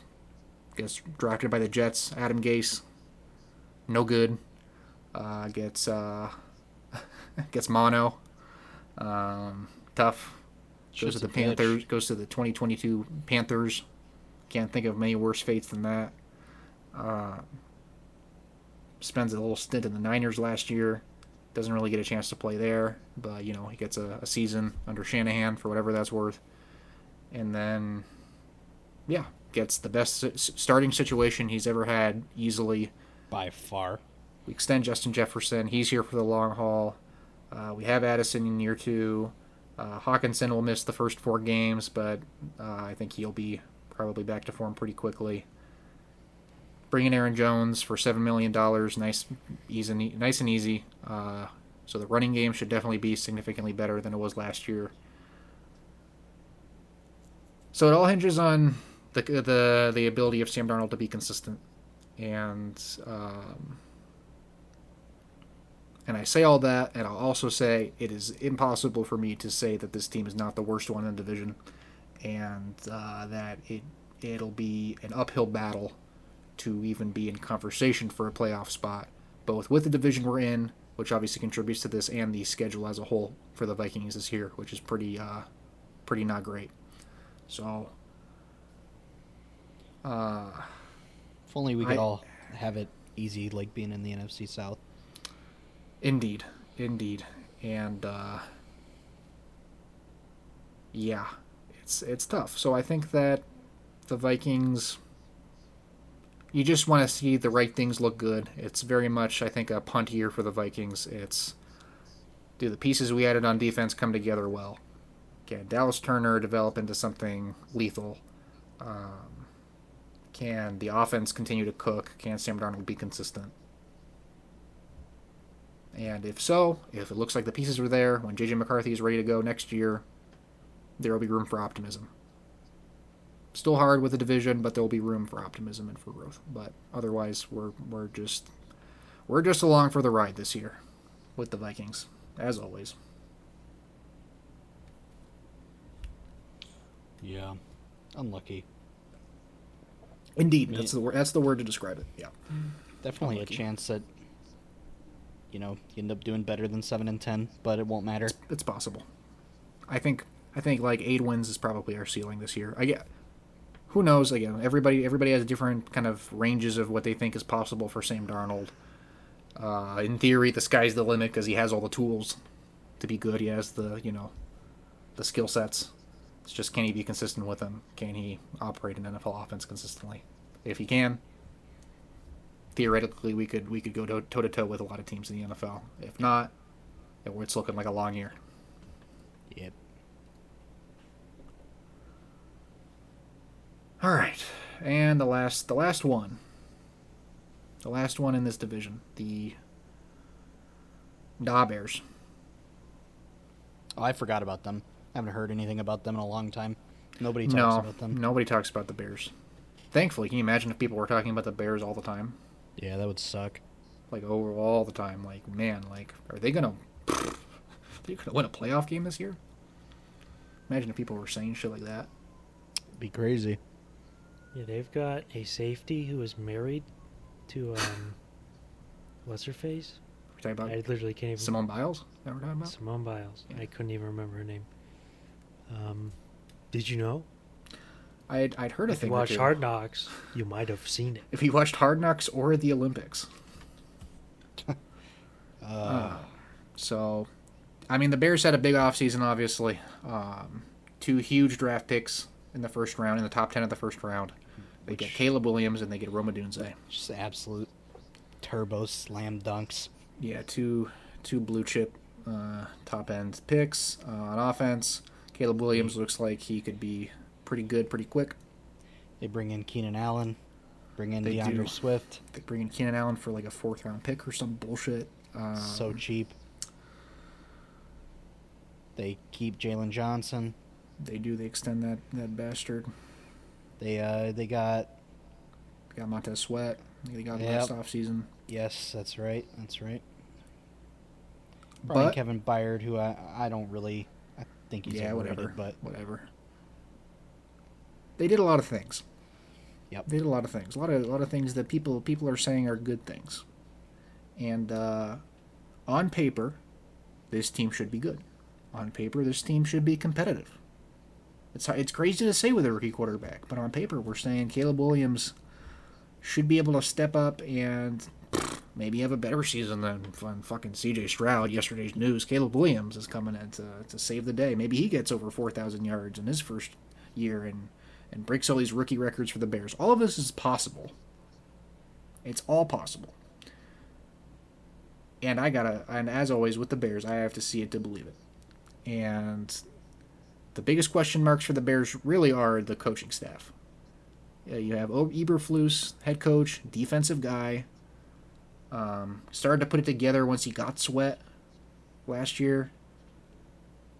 But if he doesn't, he's probably gone. In which case the Bears repeat the same cycle they've been repeating the last 2 or 3 quarterbacks, where you draft a guy with last quarterback's head coach, then that head coach gets canned, then they get a new head coach, and then wash, rinse, repeat. That's what they did with Fields, with Nagy, and then into Eberflus, and then it's what they did with Trubisky, into Nagy. And so there's that potentiality for repetition, and then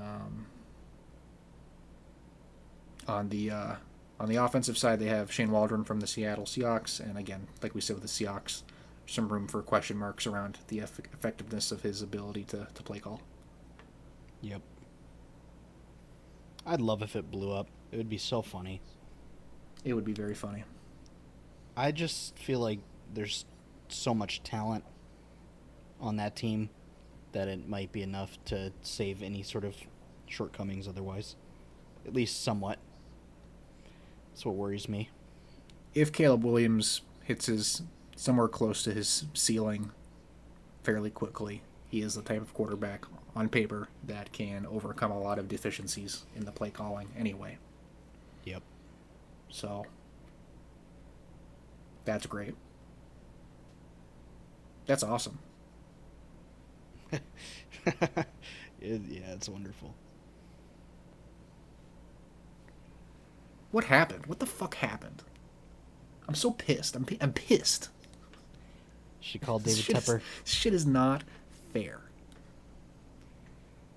We need to invite David Tepper onto this show. Have a word with him.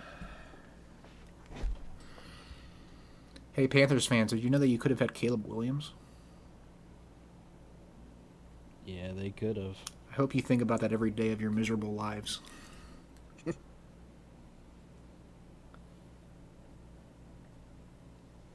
Anything else on the Bears? No. Uh, So how's it going to shake out?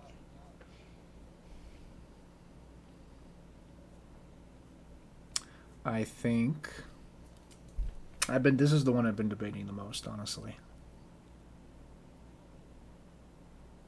I think it's going to be the Packers, then the Lions, then the Bears, then the Vikings. Interesting. If it goes without saying that I think the Packers and the Lions are very close, but I think the Packers will have the better quarterback and the better offensive play caller and head coach, and so I think that they will be better. Yeah, I can see it. I have it. I have the Lions winning, then the Packers, then the Bears, then the Vikings. And I agree, though. There could be a world where the Packers, just absolutely pop, go crazy. Could beat the Lions twice, which could end up being the difference maker at the end of the year. Yeah. Feel like the only thing I feel comfortable with here is, unfortunately, the Vikings finishing last. Yep. Yes, sir. I think it's gonna be the Packers who win. Because I think I'm sick of these fucking Lions. That's what Amen. I'm screaming. I'm screaming it from the Amen. fucking rooftops. Yeah, man, I'm sick of these Lions and the Packers to be on top again. I just the world wish we live in. It's the they'd world we both live just It's the way it fuck off. always has been, the way it should be. Just some things are meant to be. Let's not. Okay. Yeah, that might be a little too far. Taking it too far. So Packers 1, Lions 2, right about? Yeah. Then the Bears and the Vikings, I'm assuming. Yep. There you have it. There you have it. All right, last division. The often discussed NFC East. Oh boy, You mean the often disgusting? You're right. You're right as you hell. might be onto something. You're right as hell. You see those Washington Commanders jerseys? Jesus Christ, It's tough. it's so bad. No good. No good. God. So, Cowboys won the division last year. Squeaked it out. Sure did. Uh, Didn't think we were gonna, but we did. Yep, looked incredibly. Had a very good roster, very good coaching. Dominated most teams. Struggled not a bit all. more. Struggled a bit more against some of the stronger teams and the Cardinals. And I mean the Cardinals beat the Eagles, so it all comes back around. I think they swept the NFC East. Might have been all 4 of their wins. I'm not sure. Maybe not. They probably lost to the Commanders or something stupid like that. I don't remember. But the they win the division, go to the playoffs. Yeah, and then we Things don't talk about any of the rest of it. things happened, and now the energy is not so good. Well, I'm gonna take the floor here. Yeah. And we went 12-5 last year. I mean, besides a handful of teams, like you said, we were pretty much unstoppable on offense. I think that, the reason we fell apart in the playoffs, you could maybe point at a couple different things, but the biggest thing was the defense, at least the performance of the defense in that game. Horrible. And the person you can point a finger at for that is now gone. He's gone, and he is now the head coach of the Washington Commanders. And on to shittier waters. God, it's so funny to me. I think it's glorious. And we bring in Mike Zimmer, tried and true. My guy. Old Mike Zimmer, your dog, now my dog. Which I was so thrilled about. I just thought it was an amazing hire. I still do. And the thing with Dallas is I think I'm trying not to get ahead of myself here because I do this every damn year. But if you look at it, the offense, it's changed a bit. No Tyron Smith, he's gone. We lost, oh my gosh, our center, he went to the Commanders. Why can't I think of his name? Biotish. Biotish. He was good. But I was screaming Tyler Guyton's name the whole draft, and we got him at value. We traded down to 30. And it seems like he's going to be good. We get Cooper Beebe. Seems like he's going to be good at center. So we patch some holes. They're rookies. Who knows? But besides those two big things, our run game was not very good last year. Tony Pollard was not good. No. And I'm not saying we came out and, fixed it and made it absolutely amazing. However, I think that Zeke Elliott is going to be a much more capable back, at least at what he excels at, than Tony Pollard was last year. Rico Dowdell, I also think, is underrated. We'll see what happens with Dalvin Cook. But besides that, Dak Prescott is, another year with Mike McCarthy. They love each other. He's going to be slinging it. We extended CD. Brandon Cooks came on second half of last year. No reason to think that won't continue. And on the defensive side of the ball, I think this is kind of where I feel like this isn't talked about enough. Because obviously we went and got Mike Zimmer, which I'm expecting to straight up be an improvement over Dan Quinn. It's possible. We kept most of our, if not pretty much all of our big names. Trayvon Diggs is back. And the thing is, it seems like, again, we nailed the draft besides not taking a running back. Marshawn Nealon looks like he's going to be great on the defensive line, which means Micah Parsons can maybe play off the ball a little more. And Bland is hurt, but he's going to be back. It's not like Diggs last year. I think the defense, I am expecting the defense to straight up be better than it was last year. And maybe that's crazy because we were pretty good. It's true. But I think with an offense that will hopefully mostly be the same, assuming, a lot of it will hinge, I think, on not so much the running game. I think people talk about that a little too much. It's going to hinge on BB and Guyton and how good they're going to be. But if that works out, we have a tough schedule, but I feel like we can win the division again. And I think we might end up actually being better than we were last year. I think it's very possible. Obviously, the flip side is that everything I've said doesn't work out, and we're not very good. It is a possibility. I don't know. I don't think that's what's going to happen. I think very well might go 12-5 for a fourth year in a row.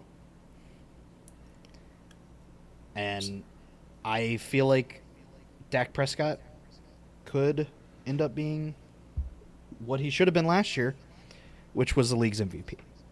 That's also what I'm going to say. And I'm going to leave it at that.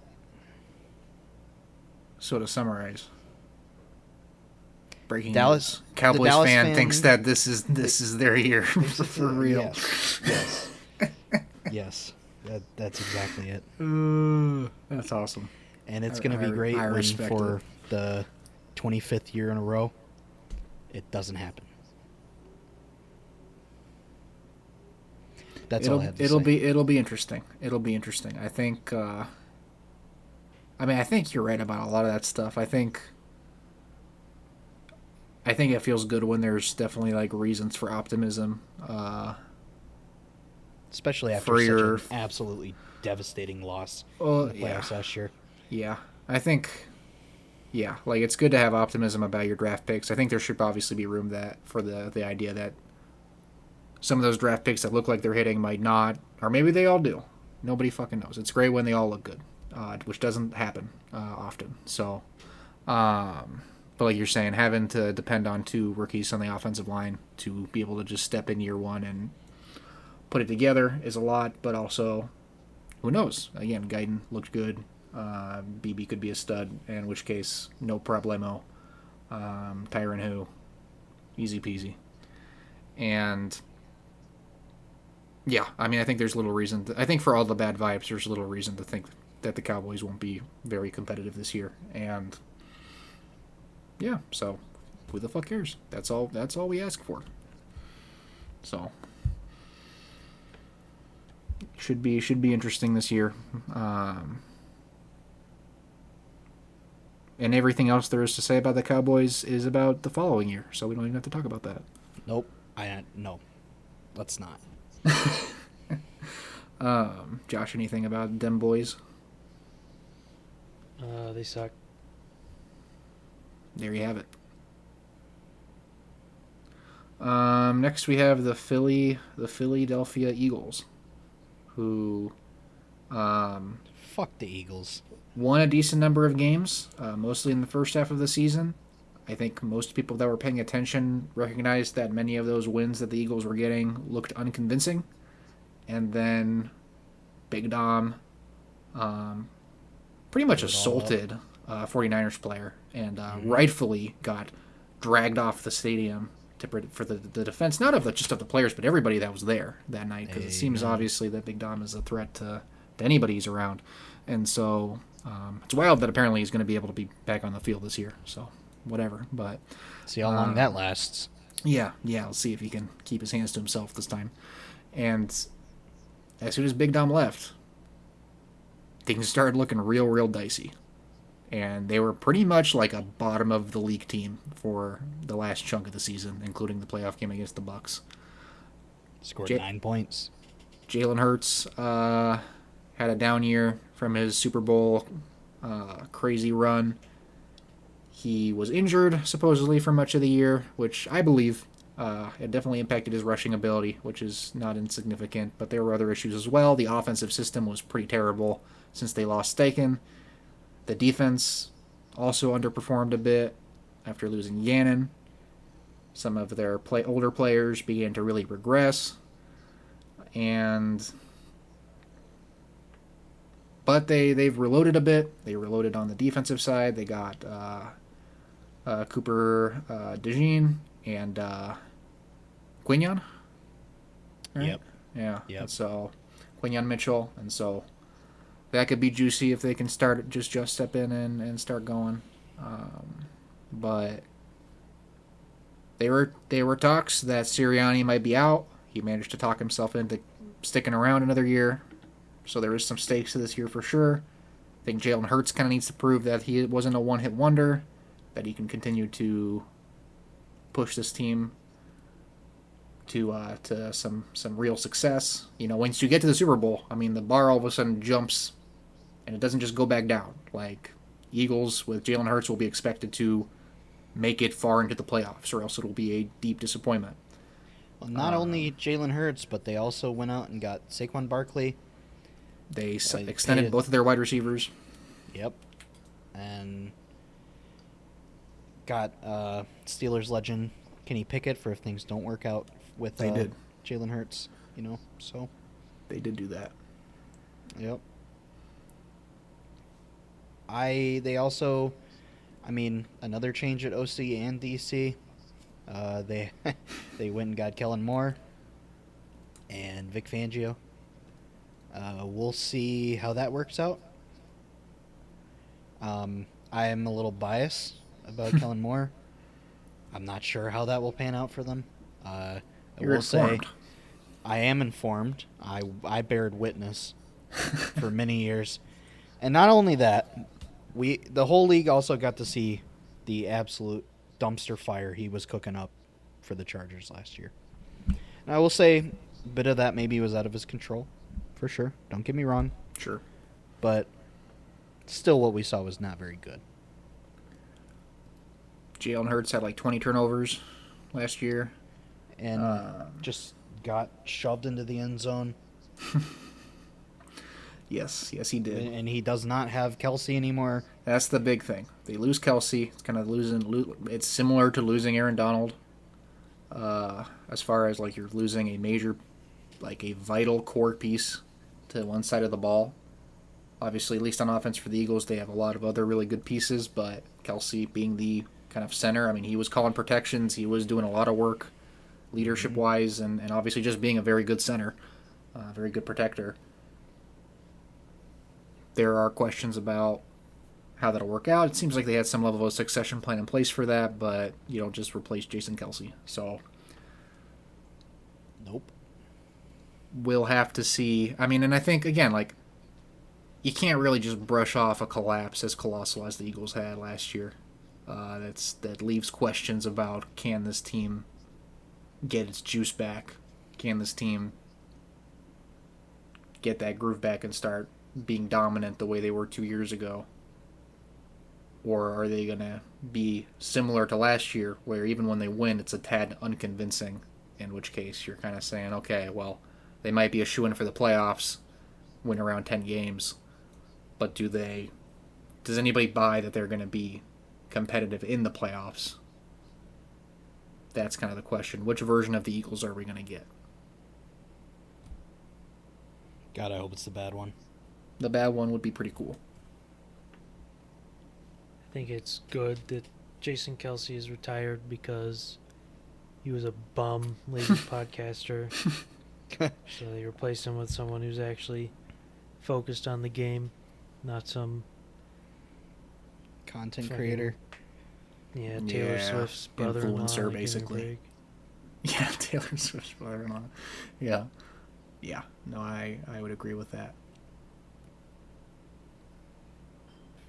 Anyway, fuck Philly. Hope they suck. Yep. Me too. Thought you guys liked cheesesteaks.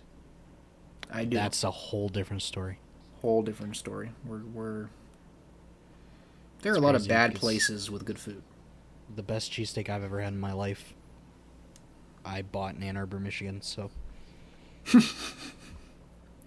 I don't know what to tell you, Philly. Yeah, sorry.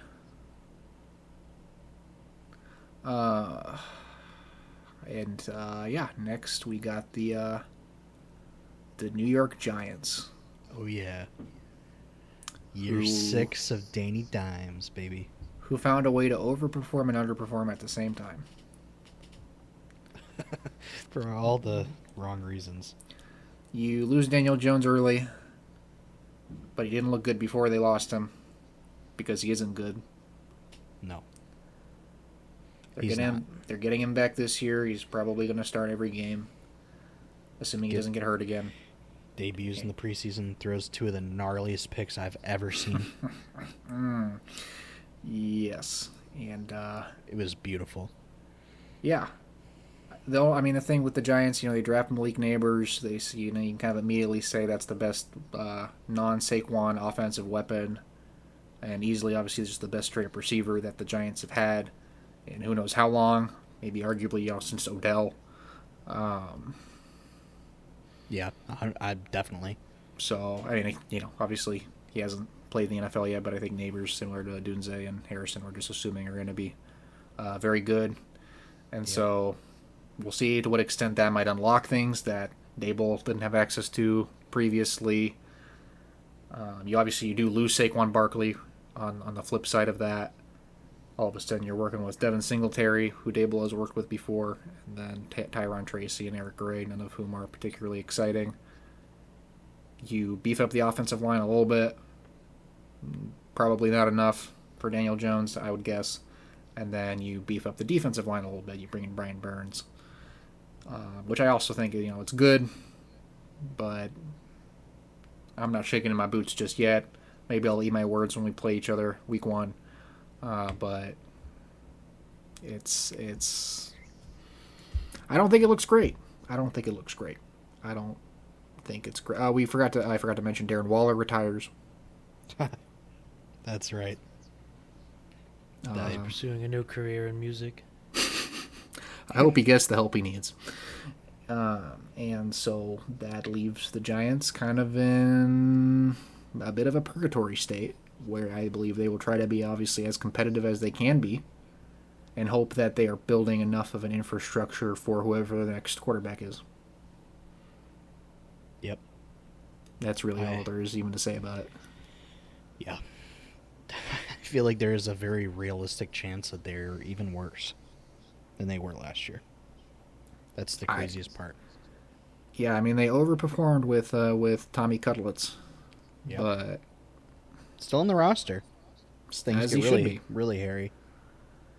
yes, Rest in peace, Drew Lock. Rest in peace, Drew Lock. Tyrod Taylor goes to the Jets. Oh yeah. Get all chummy with Aaron Rodgers. It seems like I think, and many people have said this, but it seems like last year or the 2 years ago in 2022 when they grossly overperformed. Everybody expected them to be bottom of the NFL. They end up going to the playoffs, winning a playoff game against one of the worst defenses I've had the misfortune of having to root for. And that gets Daniel Jones signed to a $40 million a year contract when they really should have stuck to where they should have known that they really were at as a roster and recognize that they are still in the rebuilding phase, very much so. And they need to kind of reorient themselves back to that perspective because the way that they tried to kind of pivot into win now mode somehow is just goofy, and it's not in touch with where their roster really is. Kudos to Daboll and Wink for getting what they did out of them in 2022, but the team is not ready to compete. Daniel Jones isn't your guy. You got to figure that out. So they've got room to grow, but yeah, nothing to be too excited about here. It was funny watching the off-season Hard Knocks and seeing Joe Shane with every single shot very visibly knowing that this is his last year as the GM of the New York Giants. Yeah, very true. I'm glad you brought up Hard Knocks because just getting to watch that entire process and see just seemingly how foolish and dysfunctional and stupid that front office is to me it was absolutely glorious. Yeah, I enjoyed every minute of it.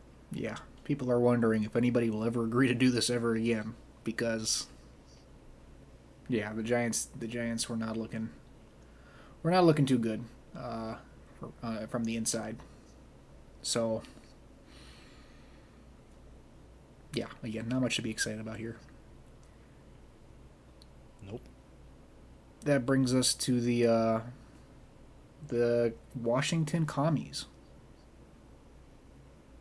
I remember in our last year's pod, I kind of predicted that I thought that the Giants were more capable of a collapse than the Commanders were. I ended up being half right, half wrong because, again, I never would have predicted that Tommy Cutlets would do what he did. But Commanders with Sam Howell, Eric Bieniemy, Ron Rivera were not a functional football team last year. And yeah, the record reflects that. They had a lot of passing yards. Sam Howell threw the ball a lot. Didn't throw it all that well. And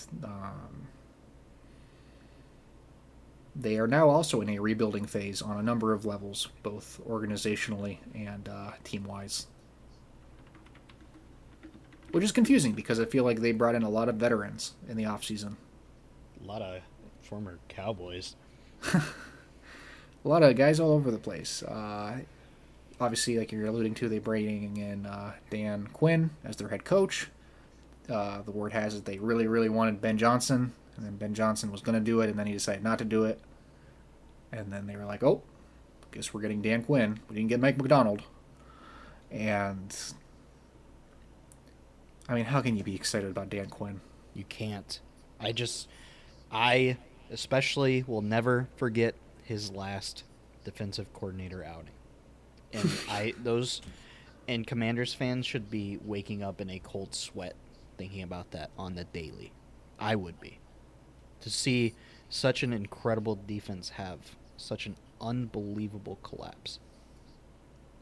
I mean, and it's not the only time he's had defenses collapse in his career. No, it's not. It certainly isn't. And they bring in Cliff Kingsbury as the offensive coordinator.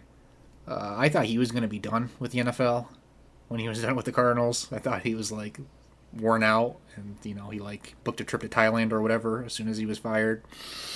Thought he was going to go in and find himself or go back to college or whatever, and then he's back. He's back for more. Gets Jaden Daniels, rookie at LSU. A guy who started off looking in college like he was dog shit and then kind of improved each year.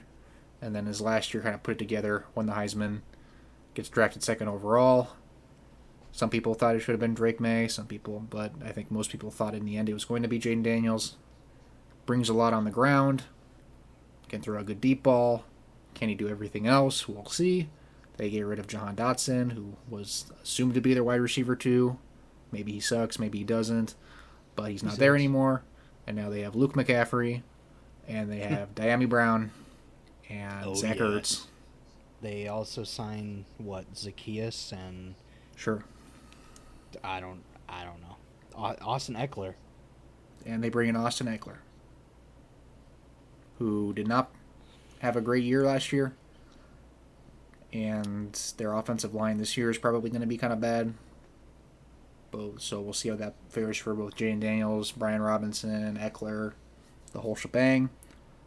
Seems like a lot of weight's going to be placed on Terry McLaurin in the passing game, as well as Jaden Daniels to be able to just create shit out of nothing.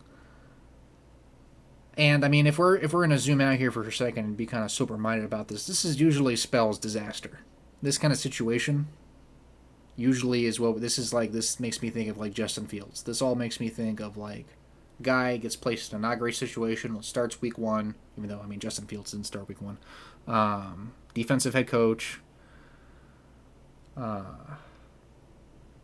Just not a great infrastructure, and it's easy to see how things can get derailed for Jaden Daniels' career as well as the organization as a whole pretty quickly if everything doesn't come together nice and smooth.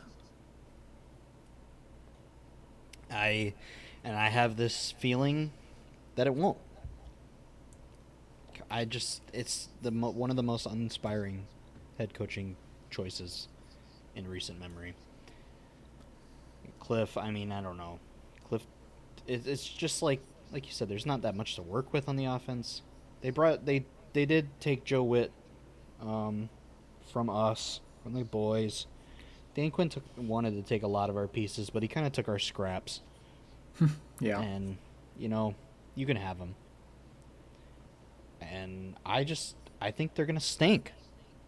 Jaden Daniels will probably have some good games, especially maybe some good fantasy games. Definitely have no stake in that, but I just think that they're not going to be very good. And Jaden Daniels is probably going to take a beating. Yeah. They did have a couple of their good draft picks. They had Johnny Newton from Illinois, and then they had Sandstrill from Michigan. So, good draft, that can go a long way. But as far as is the GM making good moves, is the new owner allowing for sound operation, that is yet to be seen. Most importantly, when are they changing the name? When are they changing the uniforms? So bad. The seems big like question. Seems like it's gonna happen. It's just a matter of when, probably. Boy, oh boy. Won't that be exciting, Commanders fans? Won't that be exciting? Look forward to that. It's gonna fix everything. Seeing your team be dog shit in a different jersey. This is just what happens when you let Dan Snyder run your team for as long as you did. Yep. This is your penance. Washington Foreskins. Yeah. Yeah. You're right. But don't have that much more to say about the commies. I mean, we didn't talk a ton about there are some other free agency additions. Again, they had against some Jeremy Chin or some shit. You lose obviously during the season. Baby. Bobby Wagner, that's right. Obviously, they lost during the season last year. They lost both of their top pass rushers. They lost Chase Young and Montez Sweat. Montez Sweat, one of the few defenders to have leading their team in sacks. Two different teams in one season. So glad he's not a Commander anymore. Yeah, I'm not. And yeah. So here we are. They're probably going to be they're probably going to stink. So NFC still has some puke and water to offer. Yeah, so that leads us to predictions, unless anybody has anything else to say about the commies. No. And so we got, yeah, I think I'm probably gonna say Cowboys, Eagles, Giants, Commanders. I agree. That's how I see it shaking out. We might get the first back-to-back NFC East division winner since, like 2003, 2004, or whatever it was the last time. Yeah, that was the only thing honestly stopping me from picking the Cowboys, but I Is that it ultimately never think, happens. yeah, but I think the Cowboys should be better this year still, unless the Eagles fully pull it back together, and then I just think the Giants. I think Dable is going to hold that team together as he's shown he can do, and I think the Commanders look like they're in for a disaster. So. Yep. Yeah, I think it's going to be the Eagles who win it. Fair. I think Cowboys will still be, the 5 seed. Then have the Commanders in third. And then I'm going to have the Giants the fourth because I am no longer a Dayball believer after hearing to him talk in the Hard Knocks. Like, this guy is a chump. He does have I some feel chump like energy. If the head coach is a chump, if you act like a chump, you don't have it. Even if you're like smart, maybe be good as a coordinator again. But I think he's a chump, and the Giants are a team of chumps. This is true. So it's not going to work out for them. I think they are maybe the worst team in the league. I think that's fair too. I think it feels pretty fair to say that it almost feels definitive that Dable and Daniel Jones will both be gone together along with Shine. Yep. So look forward to that, Giants fans. New horizons. Yeah. Maybe next time you won't draft a quarterback from fucking Duke. Maybe they. Maybe they will. Maybe they will. That'd be cool. Yeah, it would. Who's Duke's quarterback? He got some hype. I doubt it. Riley Leonard, he does. Oh shit. Unless he transferred, but he does. Oh shit, Giants fans, look out! Oh yeah. Licking your chops for the next Duke sensation. Well, that's the NFC. We did all of the divisions, whole conference. Was a pretty weak conference overall last year. Again, the Rams surprised a bit. Packers ended up being lethal towards the end. I think there's reason to assume that the conference as a whole will be a bit more competitive this year. Maybe not quite as insanely top heavy, but still plenty of stinker teams on this side. Doesn't have the same kind of quarterback talent overload that the AFC does right now, which we will get to next time when we talk about the AFC and who is most likely to lose to Patrick Mahomes in the conference championship next year. Yep. But in the meantime, this has been the NFC pod, and hope you enjoyed it.